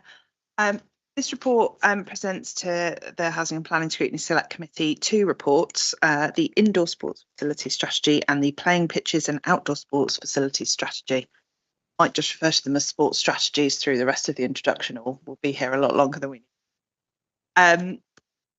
These documents are part of the local plan evidence base, but we seek to be as flexible and sensible as possible in producing evidence, wherein if it's got other potential uses for the council, then we should seek to work collaboratively. And that's what's happened in the production of these documents. They've been led on by the policy team, but supported by the leisure team in the council to ensure that we were looking at this holistically and considering what other uses that those bits of evidence might have. The report explains that these were progressed in draft in 2024. So the new MPPF figures, which it says here published in December 25, forgive me, I got a bit ahead of myself, in December 24, obviously increased our housing need, as members know well. So there will need to be some stage E reviews done to these reports to take that into account and into account any other changes that have happened. One of the reasons for bringing these reports forward slightly ahead of the local plan programme is that there are a number of significant moving parts around sports provision in the borough at the moment, and three of which are particularly highlighted in the report. One of which is the position around the Angel Centre in Tunbridge and the replacement of those facilities. The second of which is the K Sports site and changes to use there. So some changes in sports provision in that area, and also the Tunbridge Farm site, which houses several sporting uses, as members will be well aware, and the potential to use this evidence as part of building a case for facilities there. So it's the proposal that these sports facilities reports be adopted as the council's policy position and be subject to those stage E reviews. This would therefore, if H&P approve those recommendations, would be recommended to Cabinet that they adopt these at their meeting in early September, with a proposal that authority around those stage E reviews is delegated to me in consultation with the Cabinet members for Planning and Community Services in order to enable those documents to be updated on the basis of those additional housing figures and any other changes in factual information. Thank you, Chair. Thank you, Eleanor. Councillor Tanner. Thank you, Chair. I'm very much in favour of bringing in a proper strategy for our sporting facilities, and I hope that will encourage us to increase the level of support that we provide to facilities, but also to smaller clubs. And I'll give you an example of why I'm raising this. I have to say that I've been so disappointed by the lack of assistance that was given to K Sports Hockey Club, who were mercilessly displaced by the London City Lionesses. They were given a couple of days' notice to get out. They had nowhere to go, no support. It was really, really ruthless. And whilst it's good to possibly have something like London City Lionesses in our borough, I think it could have been done with a lot more compassion, and I think that we could have provided a lot more support. The chairman of the club has been trying desperately for 15 to 18 months to find a permanent home for his club. And, you know, he's worked tirelessly just to keep the club going. He has to beg, steal and borrow pitches virtually, which are usually outside of our borough, just to keep the club together. So I've highlighted this to Des Kears recently and Matt Bolton, who have promised to provide better communication going forward and a meeting with the club to find out what, if anything, TMBC can do to help. I'm only mentioning this as I'm sure there must be other examples where we've fallen down actually in providing assistance, information, any sort of help at all. And so I'm really hoping that a formal strategy will improve our performance in this area. Thank you. Thank you, Councillor Tanner. I think you raised some really important points there. I would just like to point out that the factual information that we've been provided in preparing this strategy, actually arrangements at that site were ended ahead of the current owners taking over. So I just think it's important for me to point out that that's the factual position that we've been given. I appreciate it's a lot more complex than that in terms of actual delivery. And as you're also aware, I think discussions are underway about any potential Section 106 opportunities, etc., for clubs such as K Sports Hockey. If I can just say, that is only because I've made inquiries about that. There has been nothing done to help the hockey club at borough level other than my involvement. So I just wanted to make that clear. And if I could also, I'm here representing officers corporately. I think it would be remiss of me not to remind members that this council does not deliver sports development activity anymore. It was an agreed saving, and so actually the officer capacity to do some of that work might not exist in the way that it has previously. That doesn't take away from how we might be able to look at individual cases more widely, but I'm sure my colleagues from Leisure would want me to remind members of that fact, which makes, I hope, having this strategy in place that everyone can go to as a single point of reference can hopefully help make some of those conversations a bit easier in the future. Councillor Bridge. Thank you, Chair. I actually agree with most of what Councillor Tanner said, and these reports are certainly very comprehensive and very detailed, and I think that's good, because I think sport is important, not just for the obvious health and well-being benefits, but because sport can also help develop resilience, teamwork, dedication, goal setting, sense of community, and many other things. According to the report, nearly 2/3 of the adult population of this borough are classified as overweight or obese, which I found quite shocking, actually. And I think that underlines the need to ensure that we not only maintain the current provision for sport and recreation, but enhance it. And following up on what Councillor Tanner said, we should also recognise the great work done by sports clubs in our borough, particularly coaching young people, encouraging boys and girls to participate in sport, and also catering for older members of our community through the provision of things like walking football and walking netball, things I'd never heard of a few years ago, but they seem to be very popular. And I think this council should look for ways to support them, whether it's in providing security of tenure where appropriate, or working with the clubs to improve their facilities and protect playing fields and sports grounds from developers. They're usually prime sites that developers have their eyes on.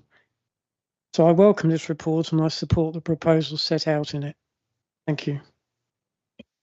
Thank you. Councillor Thornywell. Just to follow up regarding K Sports, also the croquet club there became homeless as well, and I know they're trying to look for a new home.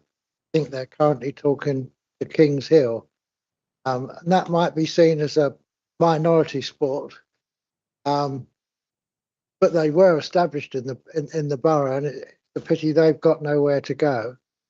And putting a parish council hat on, can I say we're constantly getting people wanting to use our football pitches, and it seems to me there's a general deficiency of pitches for football teams. Thank you. No. Yes, absolutely, Councillor Thornywell, and I think parish facilities are included in looking at what facilities are available and use, etc. And obviously the consultants who've done the data analysis on all of this have looked at all of that. One of the advantages of a Stage E review is obviously that if any of that is incorrect or has changed since that report was drafted, then it's really important that we know and we get that as close to perfect as possible. Obviously, particularly I think with grassroots sport, those things change quite frequently, so it is always going to be a bit of a point in time. But we, getting as close as possible to that current position is really, really important. Thank you, Councillor Hood. Thank you very much. Yeah, I've been asked to raise a couple of points by my colleague, Councillor Athwell. Nobody who knows Lee well will be surprised that she's pleased to see that the under provision of netball has been recognised in the report. She also makes the point that this report seems to be far more detailed than the report that followed, that accompanied the Mace report. So she's very pleased about that, and I do tend to agree with her. She just wants me to make the point that the assessment of the Wilder Kent School as being suitable for disabled access is incorrect unless you're purely talking about the sports hall, because it's uneven there to get to the other facilities isn't simple. But I think the point has already been raised about the fact that the council's cut the sports budget, which was I think a massively retrograde step, because that gave incredibly good value for money. It was a very small amount of money, but it enabled sports clubs to get hold of funding that is quite difficult to get hold of if you haven't got the requisite skills. Towns like Tunbridge overachieving the success of their sports clubs. The football club, the rugby club, and the athletics club all do extremely well. And I know that there's other clubs all over the borough that are the pride of their communities. And it is about civic pride, and it's also about social cohesion as well, because these places are somewhere where people go. They find friendships, and it's great for well-being. So it works so well on so many levels. So I do welcome such a comprehensive report, and I think it's great to have this going forward. But I think we should look again at actually having a small budget for this kind of thing, because we should be supporting clubs like the ones that have been mentioned, because when they do fall on hard times, they need all the support that this council can offer them. Thank you, Councillor Hood. Yes, Councillor Athwell and I have had many conversations about the importance of netball provision, and having had temporary accessibility issues myself at the Weald of Kent courts, I know that getting back up those stairs is nigh on impossible. So yeah, we will make sure that the comments in the report are changed to ensure that it refers to the sports hall only, which is accessible. I will feed back the wider comments about sports development to colleagues corporately. Thank you. Thank you. I'm conscious that we all talk to examples that we're familiar with. So I'll just add that from my point of view, it's very important that the evidence base is there to secure 106 funding for new developments in and around our areas. And in my case, particularly contribute to the cost of the Angel Centre. So that must be a mechanism to deliver our particular needs and requirements. Sorry, I've seen your hand, Councillor Dalton. Yeah, I've listened carefully to what members have said. Can I make a suggestion on the recommendation, just to beef it up slightly? And that's at 3.1. Recommend to Cabinet they approve the adoption of the indoor sports facilities and the planned pitch and outdoor sports facility strategy, subject to careful consideration of comments received from local teams. That means that we're talking to them and they're talking to us. Eleanor. Thank you, Chair. I've got no objection in principle at all to, particularly to the spelling out of the two sports strategies to make that a bit clearer. Just a slight bit of expectation management, Councillor Dalton, is that we're not proposing, as we wouldn't with any other evidence base, to do a particular engagement exercise. Obviously, if clubs have been spoken to by the consultants to get data and have provided quite extensive comments, if there are further comments that clubs wish to provide, certainly as part of that stage E review, we would welcome them. But I just want to manage that expectation that there won't be a specific consultation exercise or engagement exercise in order to do that, because we simply don't have the resources for an individual piece of evidence. Yeah, but this, with respect, is recommend to Cabinet to decide, and it's just beefing up the statement, because there are teams that are not aware of the situation, and it's given them the opportunity. We can go out as members now to our local community and say, look, if you've got a problem, if you've got issues, speak to somebody, whether it's us and or your good self. Thank you. Thank you, Councillor Dalton. I think Eleanor has taken that on board, yes. And the outcome of our vote this evening will go to Cabinet on the 2nd of December, as she explained earlier. 2nd of September, sorry, I beg your pardon. Councillor Hood. So I've forgotten something else that I was told to ask a question about. Paddle tennis apparently is a growth area, and I know that there's paddle tennis available at Swanmead, at the golf centre. Apparently they do it.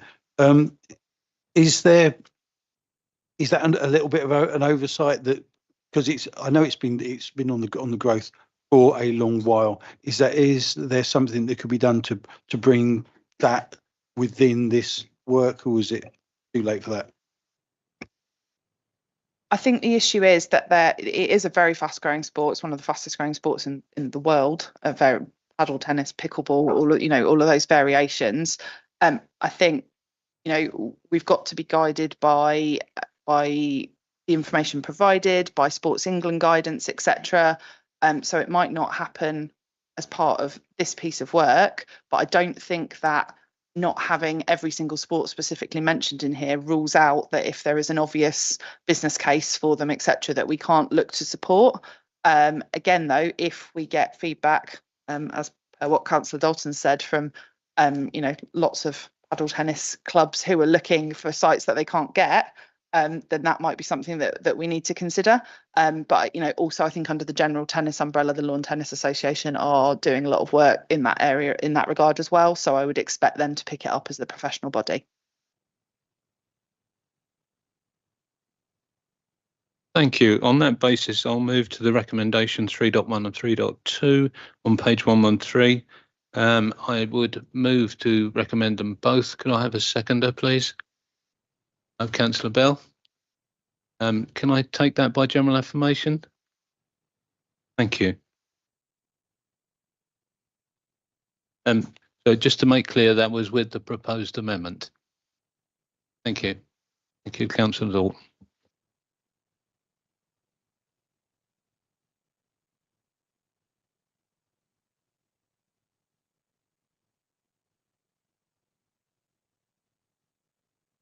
Moving on to item 11, which is planning technical consultation responses. I'm going to ask Eleanor to present on this, but there are what I think are two fairly distinct parts. The part one, which is to do with building out transparency or major developments, or what is defined as a major development.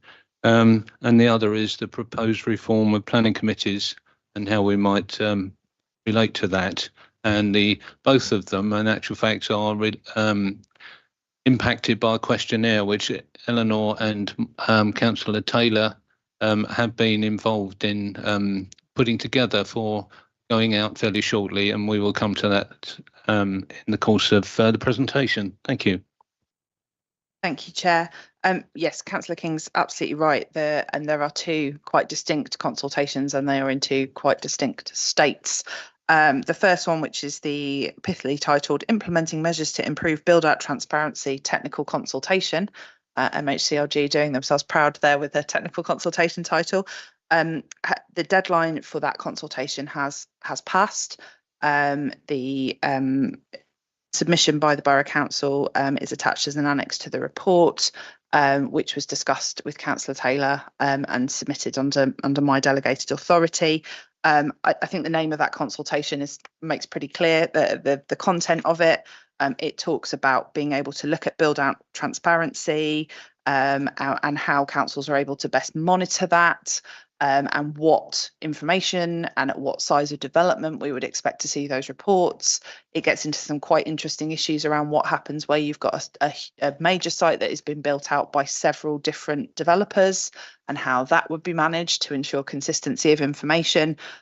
So some really key issues for us in terms of actually translating permissions that either are granted under delegated authority or member authority into actual build out, which is what the government is keen to facilitate. We have also made the point in our consultation response that this is an awful lot of data potentially being produced, and the consultation is silent on how councils would be expected to monitor and process that, whether it would be going centrally and information given to us, whether we would be expected to monitor it locally, and that's not really covered, and obviously is incredibly important in ensuring that if it is a local requirement, that we're able to do this properly. So that is the first consultation. I wonder, Chair, if I maybe pause there just in case any members have got any questions about that. Any questions on the build out aspect?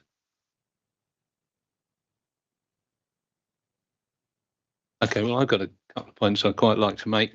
I'll come to Councillor Taylor now. I've started drawing breath. But as far as it seems to me a desirable direction, there is an assumption that large developments quite often start but don't continue, and we have a failure to connect with why they're not happening. And I think this is a good step in the right direction. I guess my concern is the workload, which would be yours, Eleanor, I'm sure. And the other one is that I can see there is a sort of implied stick, but I'm not sure how long the stick is and when you would wave it and what effect it would have, because it appears to be a wish list on behalf of the government that we will compel people to do things, and also that they would give us real information in terms of why they failed to comply. So I'm not quite sure how it would work in practice. Perhaps you can reassure us on that. And then I'll come to Councillor Taylor. Thank you. I'm not certain they've worked through all of that aspect, or they certainly haven't discussed it in detail in the consultation, which is fairly standard for something at this stage, I would say. There would potentially be enforcement powers related to these build out measures, I think, and also linked to this and to a number of other issues. And there's questions about councils being able to decline to determine applications. So, for example, if you had significant evidence that someone had permissions and they weren't building those out, then that may give you evidence to be able to decline to determine a new application that they're saying they're going to get on and build out when they're already not building out other things. Again, exactly how that would work in practice isn't laid out in the consultation, but that's one of the principles that they're looking at in terms of that stick. And as I say, potentially also some enforcement power to compel people to either continue or for their planning permission to not stand. Although, again, that is fairly speculative at the moment because it's not spelled out in any great detail. There's quite a lot of detail around the implementation of this that would need to come. Thank you. Councillor Taylor. Thank you very much, Chairman. I was very glad to see this coming forward. Government has belatedly woken up to the fact it's not us on planning committees that are holding up development. It's builders seeking to keep profits and prices high. It's a good first step, but I can't see how it's going to be implemented. I can see so many loopholes in this. It's like Gruyere cheese. Thank you, Chair. Thank you. Councillor Hood. Thank you, Chair. I can't understand how this is going to possibly work. If you've got planning, if every planning committee has to assess planning applications purely on the basis of planning law and the regulations, what's to stop anybody other than a developer that falls foul of this actually putting in the application in their stead? Because we all know that once the application's been made and approved, it's almost impossible to renege on that. So I don't. What's going to happen? You're not going. I don't see how this is at all enforceable. I like the idea that we can that we're going to crack down on land banking and getting these consents so that you've got those in the bank. But I really don't see how you can compel the developers to get on with it. We've already got a 3-year period by which they should have built it out, and that is just completely ineffective, isn't it? Because we know that if they come back, they'll just use the same criteria, and planning actually, if anything, the regulation and the rules have made it far, far easier for the developers to get away with it. Eleanor. I looked to my senior planners, but I think the 3 years or the 2 years is usually commencement of a development rather than completion of a development. So it's a different measure at the moment. Yeah, so it's just in terms of this is about if you propose a build out programme and, for example, that's how your allocation is put together in the local plan. If you were allocated, and therefore under the government's proposals, the detailed development management planning process should be much more straightforward around some of those strategic issues on a site is the principle of all of this, then that's the sort of measure that they're looking to hold to, as opposed to what we have in current conditions at the moment. So just a slight nuance there. Any other questions on this subject? Okay, well, that sounds like a good point to stop. The decision point we have is, do we like the proposal? Do we want to give it a try? Do we think it's something that shouldn't happen? So from my point of view, I'm in the former camp because I think we should be trying to get large developments implemented as they are promised they would. So I'm going to recommend it and put it to the floor. Have I got a seconder for that? Councillor Hood, thank you. So are we're going to be agreeing? Are you talking about recommendation 3.1 on its own? Which hasn't that already gone? That's already been sent, hasn't it? So it's just noting that it's already. If we don't agree with it, it's tough luck. No, thank you. Yeah, good point. Well, then basically, I'll put it to the floor. I'll recommend we note it. And do we have general affirmation? Councillor Williams, do you want to talk? Yes. Could I do a recommend 3.2? There's. I know we got. I'm going to deal with that now. I'm going to ask Eleanor to speak on that first. Okay. So if we just stick to 3.1, as we say, thank you for the correction. It is just for noting. So can I have that agreed from the floor? Thank you so much. Eleanor, can you speak to 3.2? Thank you. Of course, thank you, Chair. So the second consultation response that is before members tonight for comment is the Reform of Planning Committee's technical consultation.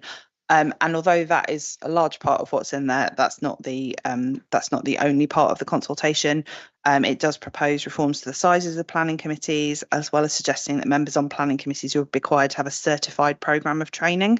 There are questions in there around whether that should be a nationally mandated programme or a locally designed programme, or some mixture of the two. It also looks at a potential tiering scheme for applications, so which applications would be referable to a planning committee and which would be under delegated authority. It doesn't suggest that every application in the relevant tier would go to committee, rather that it would be able to be referred to committee if it met certain requirements. So I think probably this is something where, certainly from my reading of the consultation and some of the kind of press and statements around it, I think we're actually in the main, albeit I know we can always improve and work better together as members and officers. I think the work we've done around our call-in protocol and what could go to committee and what should go to committee and how we might deal with that and have a process.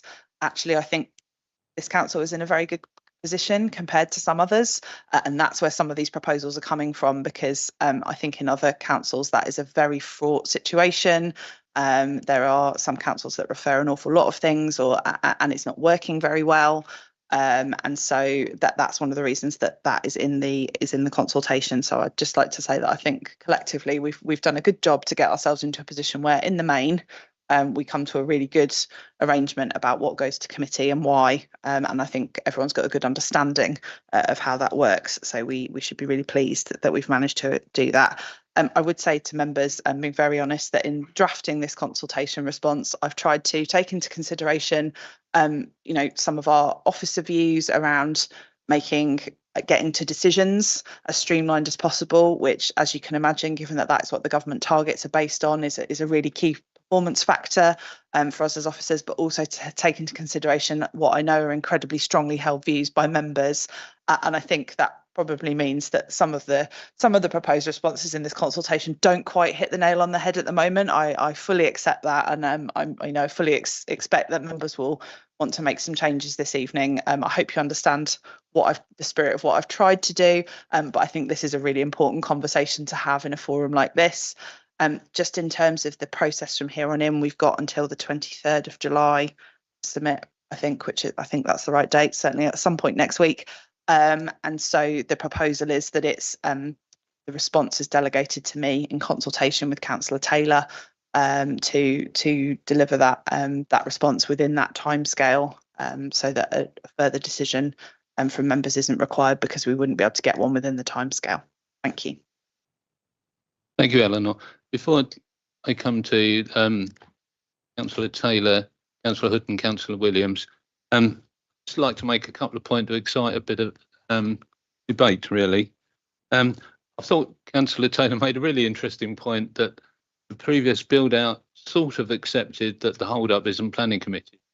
Well, I'm not sure that this point actually demonstrates that they accept that. I do worry about the responses that have gone forward in the questionnaire, and I accept everything that Eleanor said, and the difficulty and the time constraints and the work that Councillor Taylor and Eleanor put in. But there does seem a tendency by the government to reduce the participation of committees in the planning system.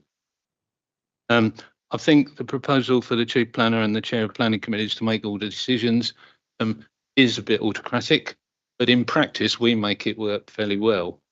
But I think on the paper it's still fairly autocratic, and I'd like to reflect that a little bit. There should be good reasons for declining a reasonable request for a call-in coming to committee.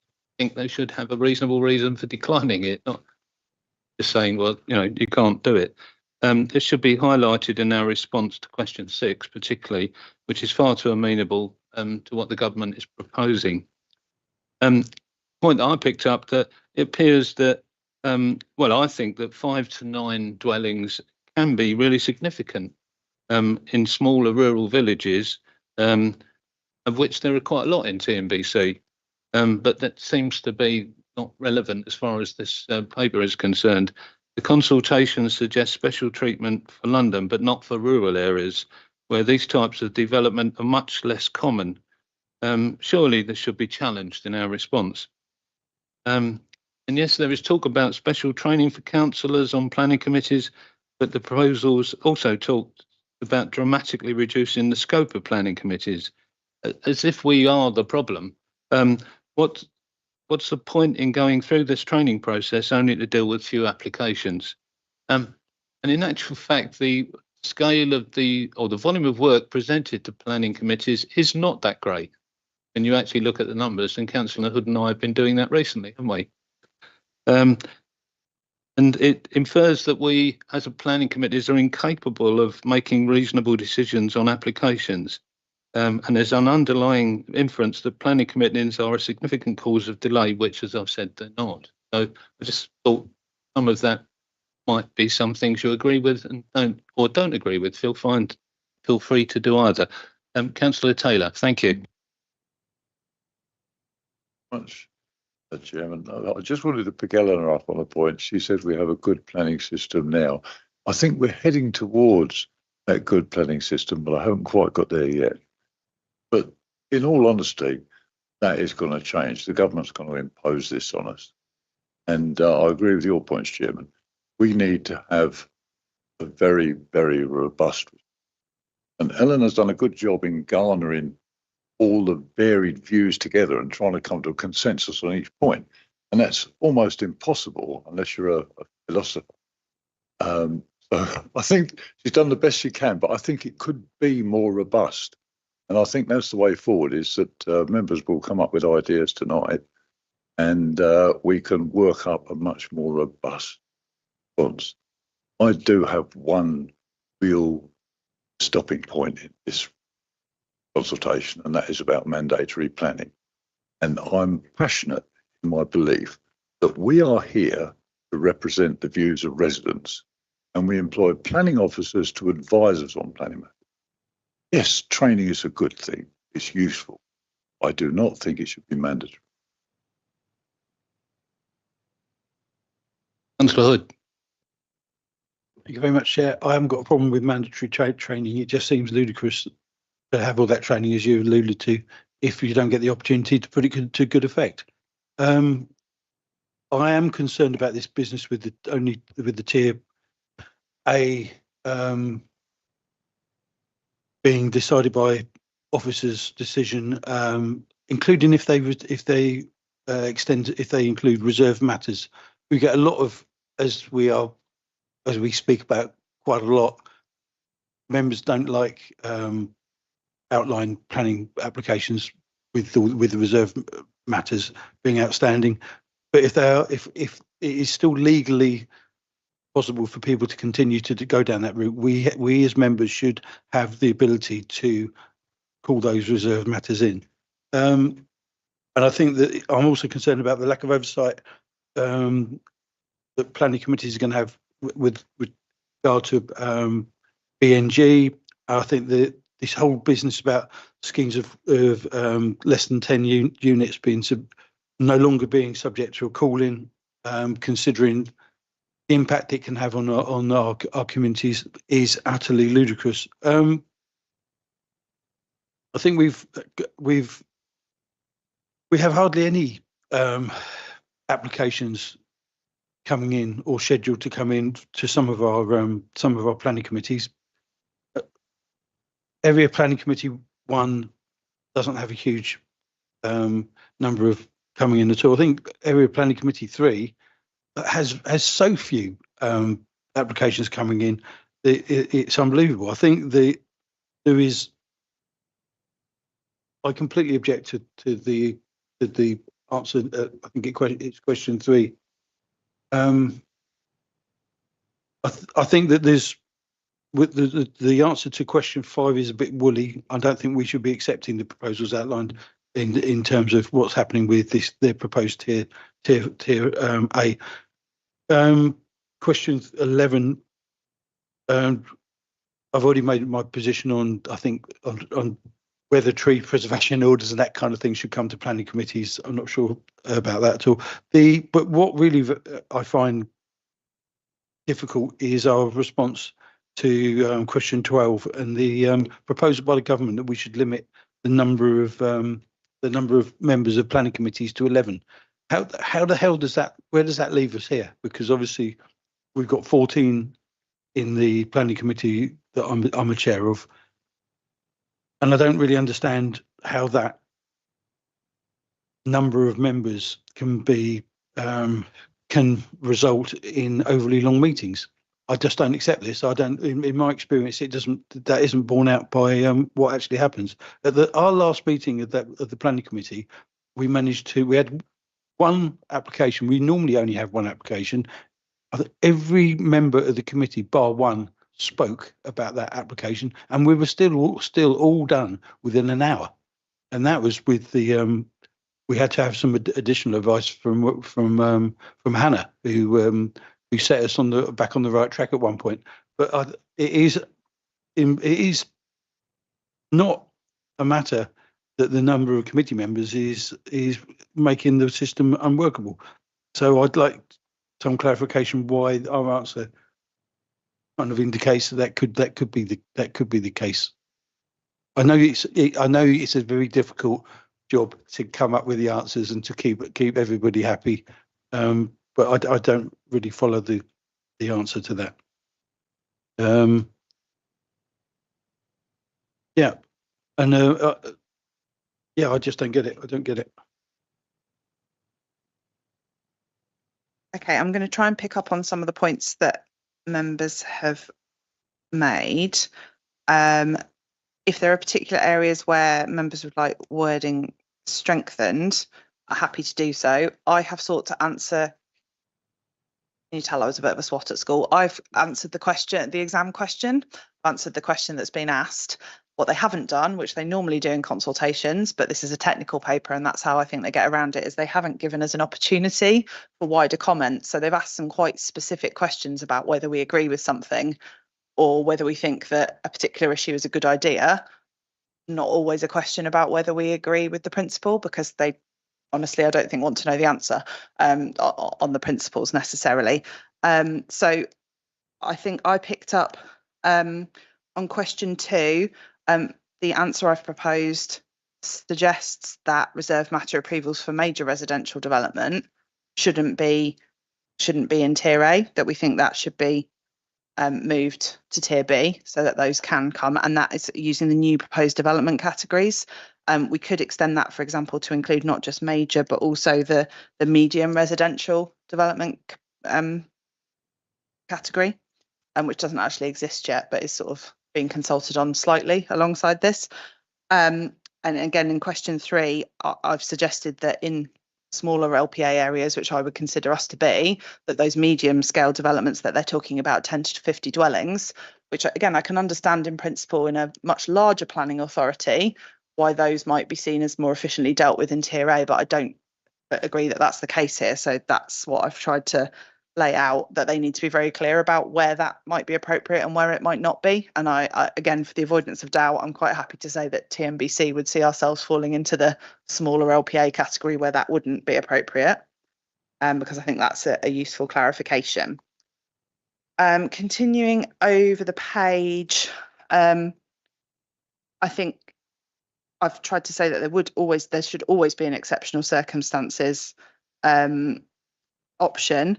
The point I've tried to make in that final sentence is that I think if every local authority in the country is able to apply exceptional circumstances around whatever ends up in tier A, then the government won't have gone anywhere near achieving what they're trying to, which is some consistency, which is why I've suggested that actually, if they're going to do that, they're going to mandate part of it. They should mandate what process you have to go through to prove exceptional circumstances. That is the only way to get consistency. So I do think there should be a mechanism to bring those smaller applications that currently sit in the tier A proposal to committee. But again, maybe there's some wording to be strengthened there if members have any suggestions. Enforcement decisions, again, I've applied the exceptional circumstances proposal to that and suggested that in the main they would be delegated decisions, so in tier A, but that the exceptional circumstances criteria should apply. But again, if members would like that wording changed, very happy to do so.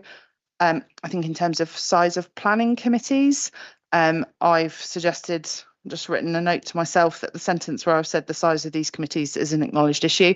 It is an acknowledged issue in the industry, but if members don't want that sentence included, I completely understand and I will just delete it. I think we do understand the drive for national consistency. I understand why the government are doing it, but I have said our members are opposed to these restrictions. If you want me to move maybe that wording to the front of the answer to make it stand out more, again, very happy to do that edit. And in terms of planning committee training, I think we've got a difference of views from the members who've spoken so far about whether mandatory training is a good idea or not. So I'd appreciate some clarification from members if they want me to specifically refer to that issue. At the moment, the question specifically asks about certification and whether that should be done nationally or locally. So that's what I've answered. But if members want to add a sentence either way about mandatory or not, then very happy to do so. I think I've picked up everything from those speakers, but please shout if not. Councillor Williams. Thank you, Chair. I'd just like to see if I can add a recommendation as well, please. This is what I recommend.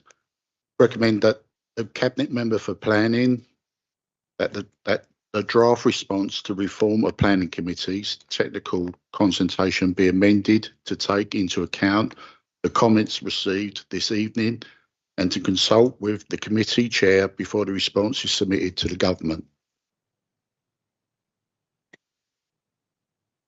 That's absolutely fine by me, yeah. Thank you. Thank you. Yeah. I also appreciate that there's a very fine timeline in this, and that's what Eleanor has been working to.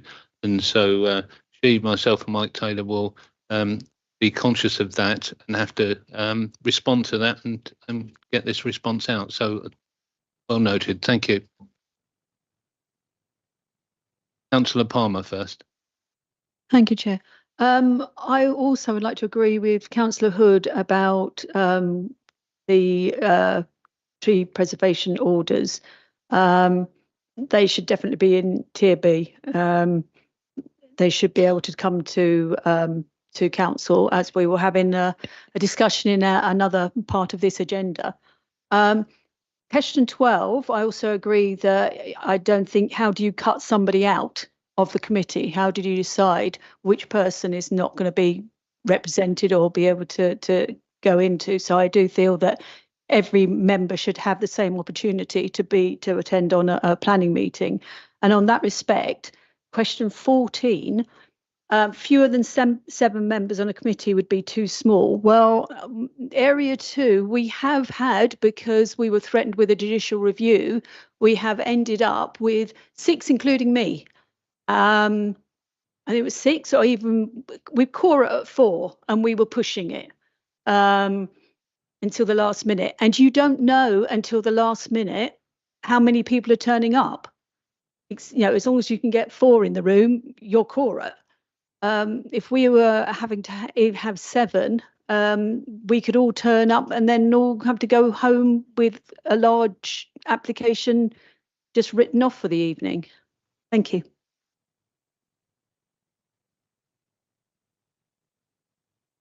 Thank you, Councillor Palmer.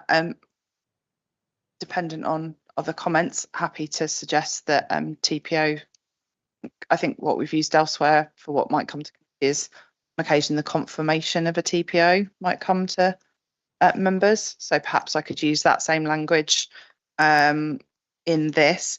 In terms of the size of committee point, that's about the number of members overall. So I think actually it does speak to your point, Councillor Palmer, which is that only having 7 designated members in the whole authority on a planning committee, which could potentially happen, isn't sustainable, because you only, you're really struggling potentially to keep yourself quorate. So that's why I've suggested that, because they are talking about a single planning committee. Please let me be clear. They haven't actually used that phrase anywhere, but they are talking about a planning committee per council. So we're not talking about having 3 area committees of a smaller size. The proposals talk about a planning committee. So just to be clear, they don't. I think because honestly, because there are so few councils left with area planning committees, I don't think they even thought they needed to specify. But obviously for here, it's a really important issue. So in terms of choosing members of the committee, that would happen alongside other committee assignments, as it does in most councils with a single planning committee, or indeed a single and a strategic. And often in those councils, you try and get a geographical spread, etc. There are often some members who are real planning enthusiasts who absolutely that's what they put forward as the thing that they'd like to do. And that can sometimes be fantastic and sometimes it's interesting. So that's what they're talking about here. One committee of a sustainable size that could actually manage the amount of business and deal with absences and sickness, etc. Right, I will come back to you, Councillor Palmer, but I'd like to add a couple of points, because a thought occurred to me that over 2 terms that I've been with this council, there has been training, and it's been considered compulsory. So to an extent, that's a good thing, because we should know it. But being it compulsory and being at degree level perhaps is 2 different things. The other thing is, I was going to point out, we may be comparing apples with grapes, because we have a multiple planning committee arrangement. The direction of travel, if we go to unitaries, will be a larger area with less people directly involved with planning applications from a knowledge base, and smaller number of people making decisions. That's what this is pushing towards. Anyway, coming back to you, do you want to make a point? Thank you, Chair. First of all, I just want to apologise, because I read it that you have less than 7 or fewer than 7 anyway. So I apologise for that. But I also do feel that training for planning committees is essential. I know that Hannah and James have had to put up with me asking different questions about where I can find information when I'm chairing. And a lot of us come into this with only our general public knowledge on planning. So making compulsory, I think maybe we need to have a basic level of induction compulsory. And then further training as if the councillors wish to partake. Thank you. Thank you, Councillor Hickmott. It's got one or 2 points. I mean, you can put them in or not put them in. Seems to be an assumption that councillors are a bit of a nuisance, really. Then they really hold up planning applications come hell or high water. Well, given the amount of Area 3 planning committees we've had, we're not doing very well because we're not holding up hardly anything. And it also seems to assume that the officers make really swift, delegated decisions. Well, there are cases close to me that have been held up for 8 months, and I mean, a lot of months, on where the applicants haven't put in all the necessary information. They haven't had a pre-meeting and they haven't put in what they should have put in. And it's just log jammed, and it's not the councillor's fault. It's not even come to the councillors, which is, as it should do. What's my final point? I thought, what? Oh, yeah. So I really don't agree with the thrust of this. My final point to come back to me. Even if you get planning permission for a large development, if market conditions are not suitable for the builders to build the houses and sell them, they're not going to produce the units. There's nothing in here that talks about that. So you can pass whatever application you like for 1,000 houses, but if the market's on a downturn and people are not buying, there's no point in building them, which they won't do. Thank you. Point taken, but that does divert us back into the previous recommendation, which is how we get major projects delivered. So coming back to 3.2, have you got any points you want to make, Eleanor? I just wanted to pick up on the point Councillor Hickmott made about smaller applications and blockages in all parts of the system. I think it absolutely is, and I've tried to address that in my first paragraph response to question 1, which is that you can only process the amount of applications you can process, and we've got an increasing number. And the other consultation or technical consultation that government have been promising is around locally set planning fees and being able to resource according to the level of application that is happening in your area and the particular requirements of that, for example. So you're kind of core planning staff, but you're additional staff with specialisms because you have particular issues in different areas. And this has all come forward, and that consultation hasn't yet. And that's one that's probably going to take a while to get up and running, given the financial implications of that and the fee setting, etc. So that's why I've suggested we eagerly await that, because I think that will help with some of those smaller applications being able to resource according. If that's where we've got a particular logjam, then we can put resource into dealing with that, which at the moment we are sometimes constrained with. Councillor Cannon. Thank you, Chair. I'm actually quite particularly concerned with question 5. Do you think there'll be a mechanism bringing Tier A application to committee in exceptional circumstances? Talking of Area 3, our last meeting was an application at Lunsford Lane, where knowledge of local members was extremely useful in determining where we went with that. And I just find it difficult to say that we should have a black and white situation where 9 dwellings or less should not be brought to committee, and 10 plus. It just doesn't make sense to me. I think we should beef up our response on that. Thank you. Okay, noted. Thank you.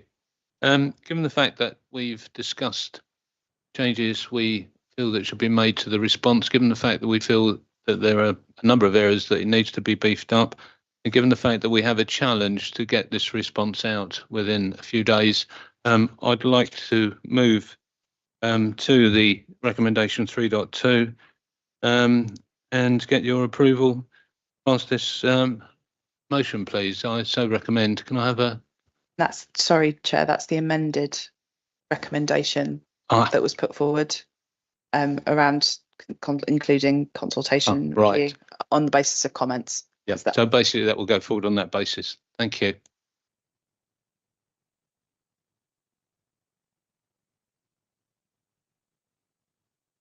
Moving on to item 12, the procedure on amendments to planning, including reserved matters, applications, and we have an update. So over to you, Hannah. Thank you.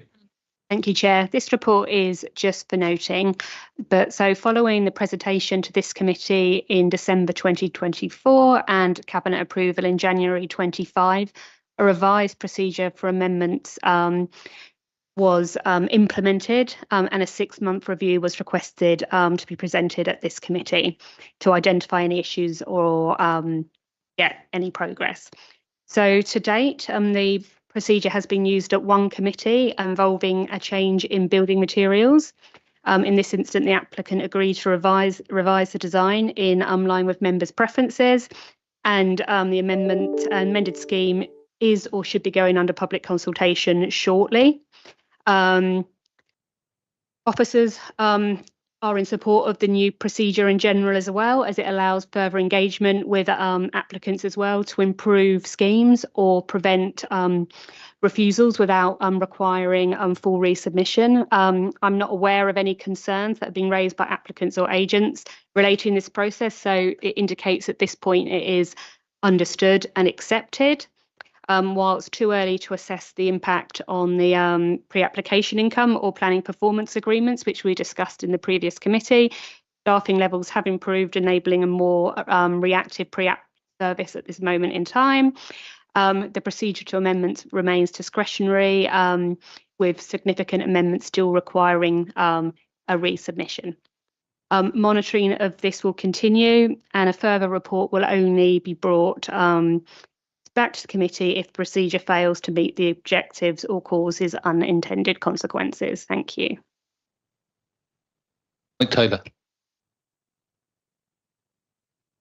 Thank you, Chairman. I think this was an important amendment, even if it's never actually been used that often. We don't know what's around the corner and what's going to happen. And I think it is a good way forward. And the leader and I propose a policy change, and I welcome this report.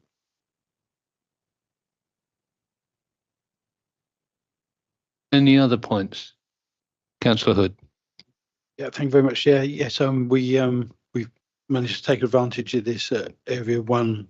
And we had, I think it worked very well. I think it meant that we were able to ask the applicant to go back and have another look at it, to make minor amendments rather than having to risk going down the refusal route and then potentially losing an appeal, and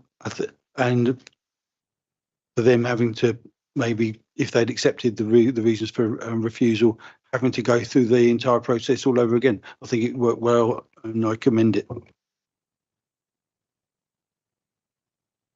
Thank you. I have no other hands raised. So I'd like to confirm that you so note the report. Thank you.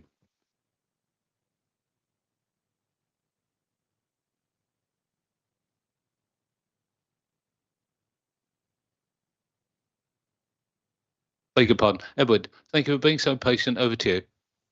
Thank you, Chair, and good evening, everyone. This is a report just for noting about offences under tree preservation legislation. So as everyone may be aware, trees are protected under the legislation in one of two ways, either through inclusion within a tree preservation order or by virtue of standing within a conservation area. A tree preservation order is a legal document that provides statutory protection to the trees, groups of trees, areas and woodlands that are specified within that document. And in accordance with the legislation, what it prohibits is the cutting down, topping, lopping, uprooting, willful damage or willful destruction of a protected tree. It also prevents cutting of tree roots. Trees that are in a conservation area that are already protected by a tree preservation order are subject of the normal procedures and controls for any tree covered by a tree preservation order. Other trees in a conservation area are subject of a blanket protection.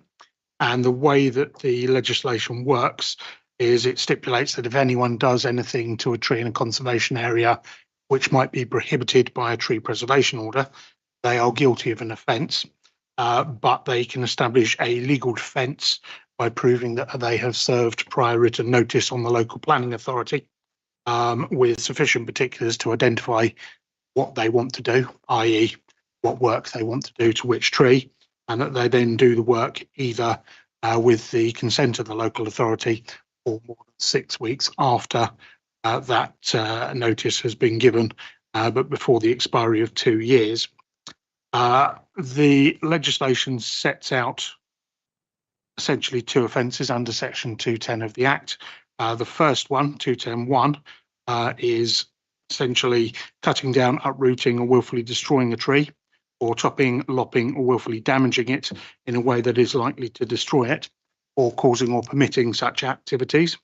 For the purposes of the legislation, it's not necessarily to completely obliterate a tree. If somebody does something that renders it useless as an amenity, that could still be considered an offence under 210.1. Section 210.4 of the Act, that's the Town and Country Planning Act 1990 as amended, basically says that if anyone does anything else contrary to the legislation, so works that don't result in the destruction of a tree, for example, that's also an offence.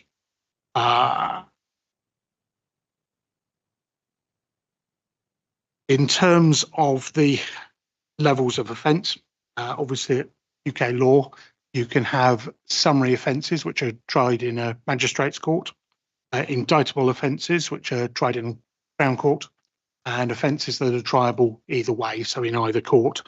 With regard to the offences under the tree preservation legislation, offences under 210.1 are triable either way.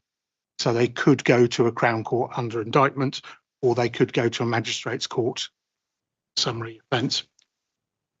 If they go to a magistrate's court, then if somebody is found guilty, they could be liable to a fine of up to £20,000. Obviously, if somebody does lots of trees, it's one offence tree. If they go to the Crown Court under indictment, there is no limit to the offence that can be imposed. In terms of setting any level of fine, the court does have regard to any financial benefit which has resulted or is likely to result from the offence. And in terms of section 210.4, they summary offences that can only be tried in the magistrate's court. And if somebody is found guilty, they can be liable fine up to level 4 on the standard scale, which is currently up to £2,500 per offence. If somebody removes a tree in contravention of the legislation, or except where it's in a woodland designation tree preservation order, if it's removed under exemption, the legislation does automatically impose a duty on the landowner to plant a replacement tree, and the council does have powers to serve tree replacement notices to ensure that replacement trees are planted if that duty is not complied with voluntarily. And where a tree in a tree preservation order is removed, either in contravention of the legislation or under exemption, the tree preservation order applies to the replacement as it did to the original. So that is to stop, for example, a developer wanting to cut down a tree, make room for something. We would be able to say, no, you need to put a replacement tree back in that place. That replacement tree would be a TO tree, and obviously if we prosecuted, courts could, and that person was found guilty, the courts could have regard to any financial benefit that they were seeking to gain. Failure to comply with the tree preservation order is tree replacement notice is not an offence. What the legislation does is it gives councils to take direct action to actually go onto the site, plant the specified replacement trees themselves, and then seek to recover the cost from the landowners. In addition to the tree preservation legislation, the felling of trees in this country is also controlled by felling licence regime in the Forestry Act.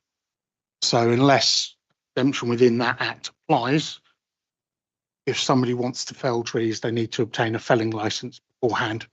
And if somebody were to fell trees without the necessary felling licence in place, even if those trees are not protected by a tree preservation order or within a conservation area, then it would be DEFRA, but it would be the Forestry Commission in conjunction with DEFRA can undertake prosecution in that respect.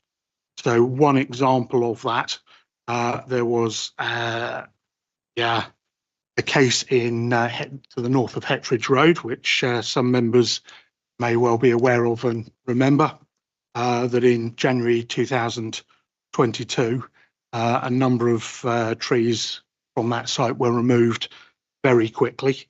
The people who were doing it actually used a machine to do it as quickly as they possibly could.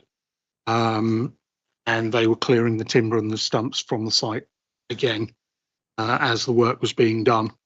Of those trees were not subject to a tree preservation order, and the site didn't fall within designated conservation area.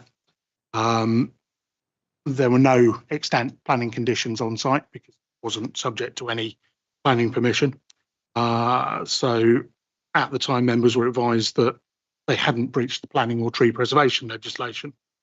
However, as it may have been in breach of felling licence legislation, we did pass details to the Forestry Commission for them to investigate. And once they'd assessed the matter, they actually passed their file to the DEFRA investigation service to investigate. And myself and the senior planning enforcement officer were asked to provide witness statement exhibits to help with DEFRA's investigation into that. They concluded that a legal tree felling incident had occurred, and they passed the file to the Crown Prosecution Service, who charged the landowner under the relevant section in the Forestry Act with an offence of felling trees without a licence. And during the court hearing, the company actually proposed a remedial plan to replant trees on site, and the court accepted that, subject to it being in line with forestry standards. So the landowner then planted several hundred trees, which the Forestry Commission inspected to ensure that they were of appropriate species. And subject to that, the Crown Prosecution Service didn't proceed with the prosecution. The Forestry Commission will re-inspect a couple of years to make sure that the trees are there and still growing.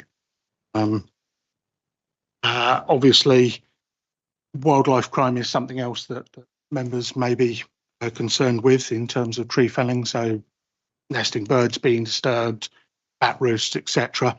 Wildlife crime is not something that's investigated by council.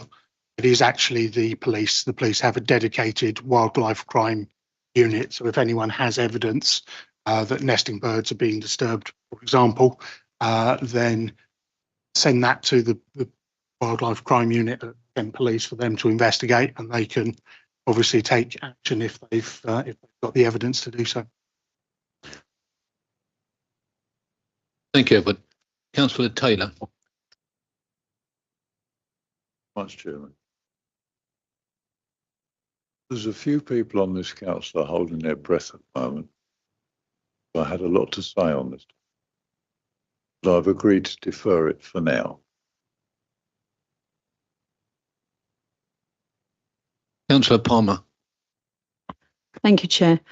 A couple of questions and one piece of information that the rest of the councillors may not know.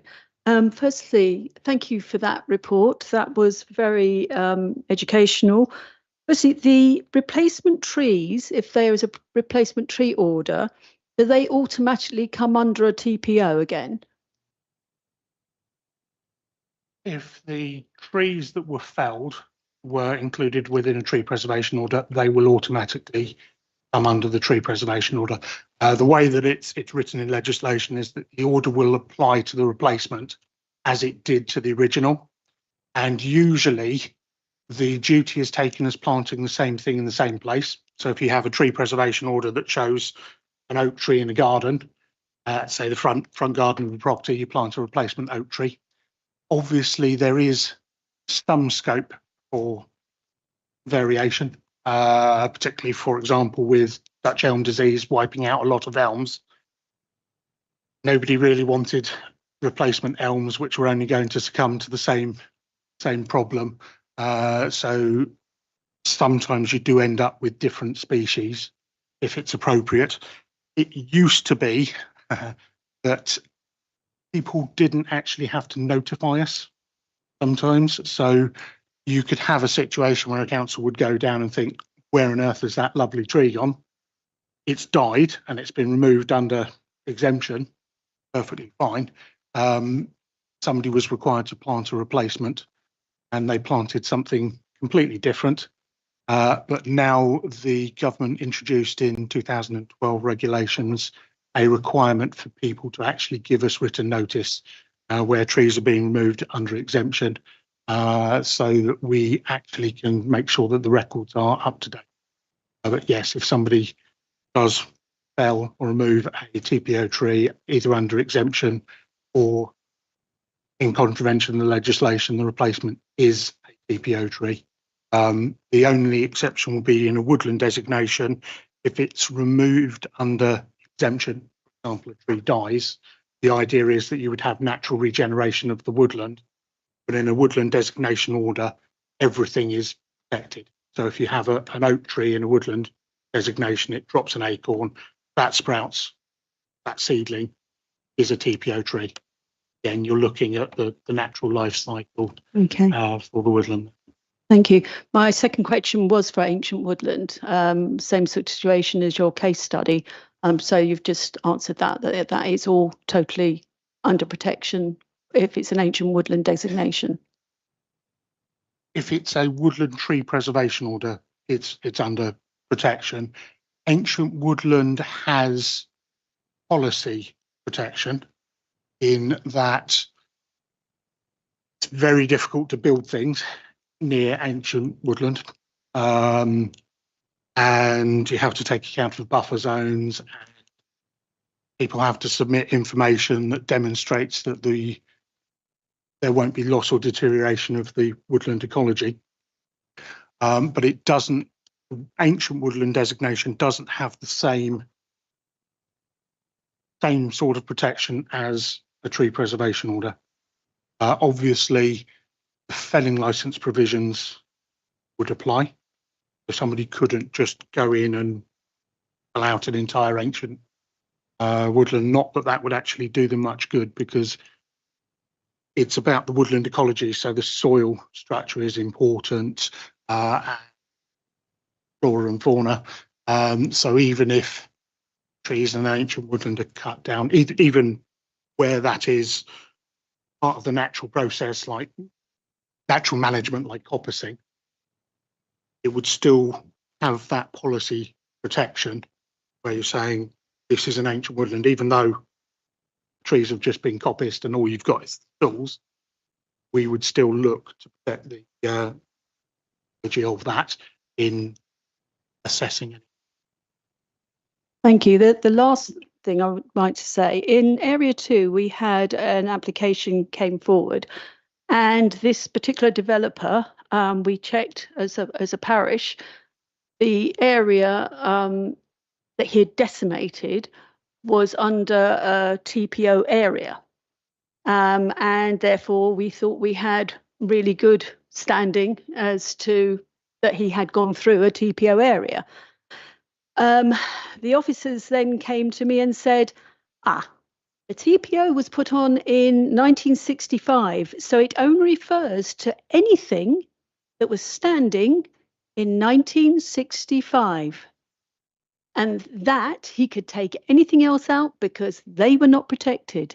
Although on our website, the whole area is designated TPO. So could I ask officers, can we go through every single TPO area and check how far back the actual TPO was put on?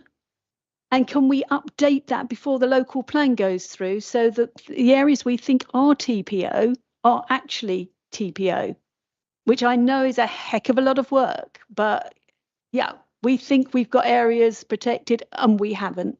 Thank you. Yeah, I'm not going to turn around to this committee to say that we'll be able to commit the resources to that element. I can see where the member interest sits, but as we previously come before this committee in terms of seeking additional resources to look at the TPO reviews, we've only got one TPO officer. As I said, moving forward, I think there is an opportunity with the advent of the fees and setting your own planning fees.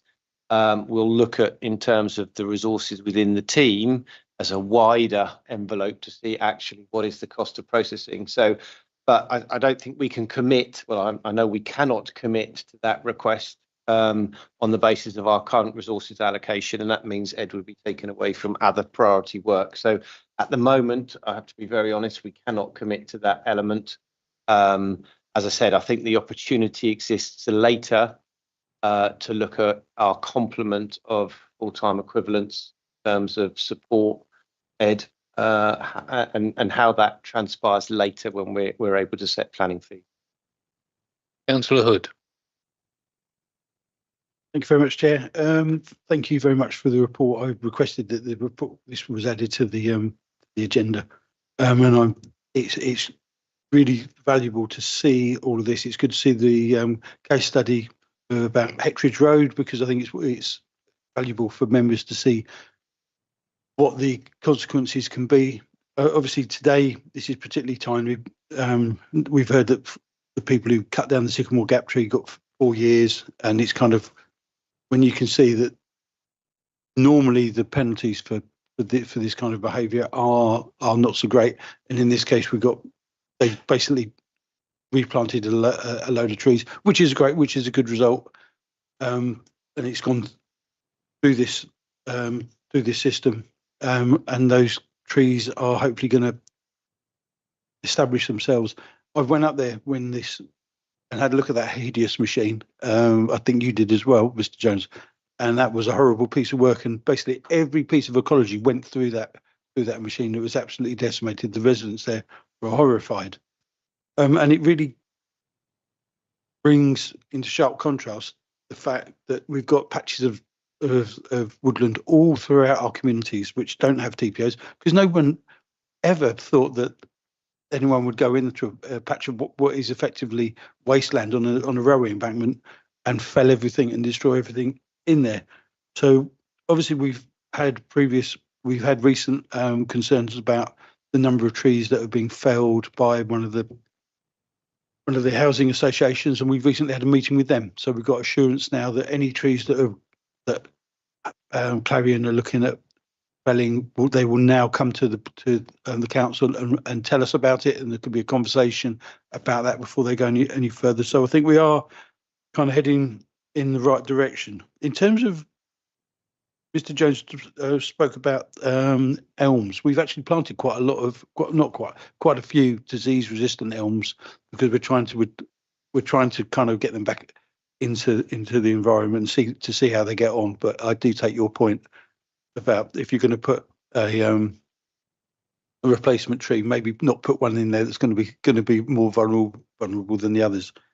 And I think since this as well, the legislation about biodiversity net gain will make it less likely that you'll get a repetition of this, because it's retrospective, isn't it? They look back on what was there previously before they make their calculations. But thank you very much for the report. And the other thing that wasn't covered was that Mr. Jones managed to get an emergency TPO on this site to protect the cluster of trees right at the very end. And recently he's managed to get an emergency TPO in Chairman's own ward, which has been really, really effective. And you did that at such short notice that was highly commendable. Thank you very much for the report. Thank you. I don't think I've missed anyone. I apologise, Franny. Please go ahead. Very much. I just wanted to thank the officer for the work that was done in Hectoridge Road. When the devastation happened, it was part of Medway Ward, but since the boundary changes, it's now in Vauxhall Ward. And we are deeply grateful, as are the local residents. I understand from the planning, the local plan review, it's going to be put into an area of green space. So Gary and I were down there a couple of weeks ago talking to local residents about it, and they tell us that they are already noticing a return of the wildlife. So that was really, really encouraging, and I think you did a really good piece of work there. Thank you very much. Thank you. Have I looked at anyone else and missed them? That's great. Thank you. Thank you, Edward, for your report. I'd like to offer it to you all for noting, please. Agreed? Thank you. That brings us to item 14, which is the work programme, which you have seen in the pack. I will ask you if you have any comments, but the one thing I'll bring to your attention is that the previous meeting, members brought up the issue of service management companies. I then received input from various members and passed that on. And the intention is to see what scope we have for giving that attention as an issue.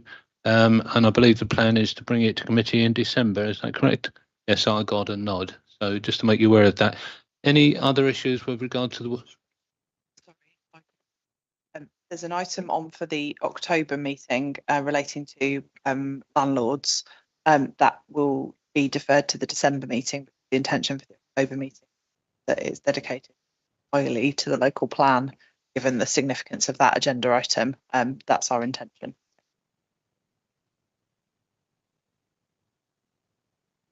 One slight date change. Obviously, members will note that the presentation of the Reg 18 says the 7th of October.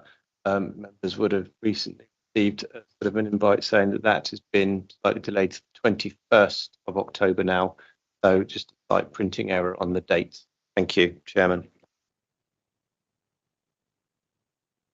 Thank you. Any other points, questions or items related to the work programme? Thank you very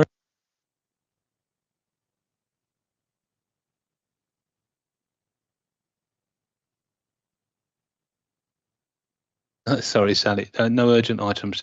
Well, I do have one which I consider reasonably urgent, which we have previously been made aware that we're going to lose Hannah. Except tonight it's a reality. This will be officially your last planning meeting, is that correct? So I'd like to say thank you to Hannah for all of her hard work, for her forbearance with us, and to wish it all the very, very best for the future. And I'm sure you all agree. Thank you. Can I just say thank you? It's been very nice working with all of you.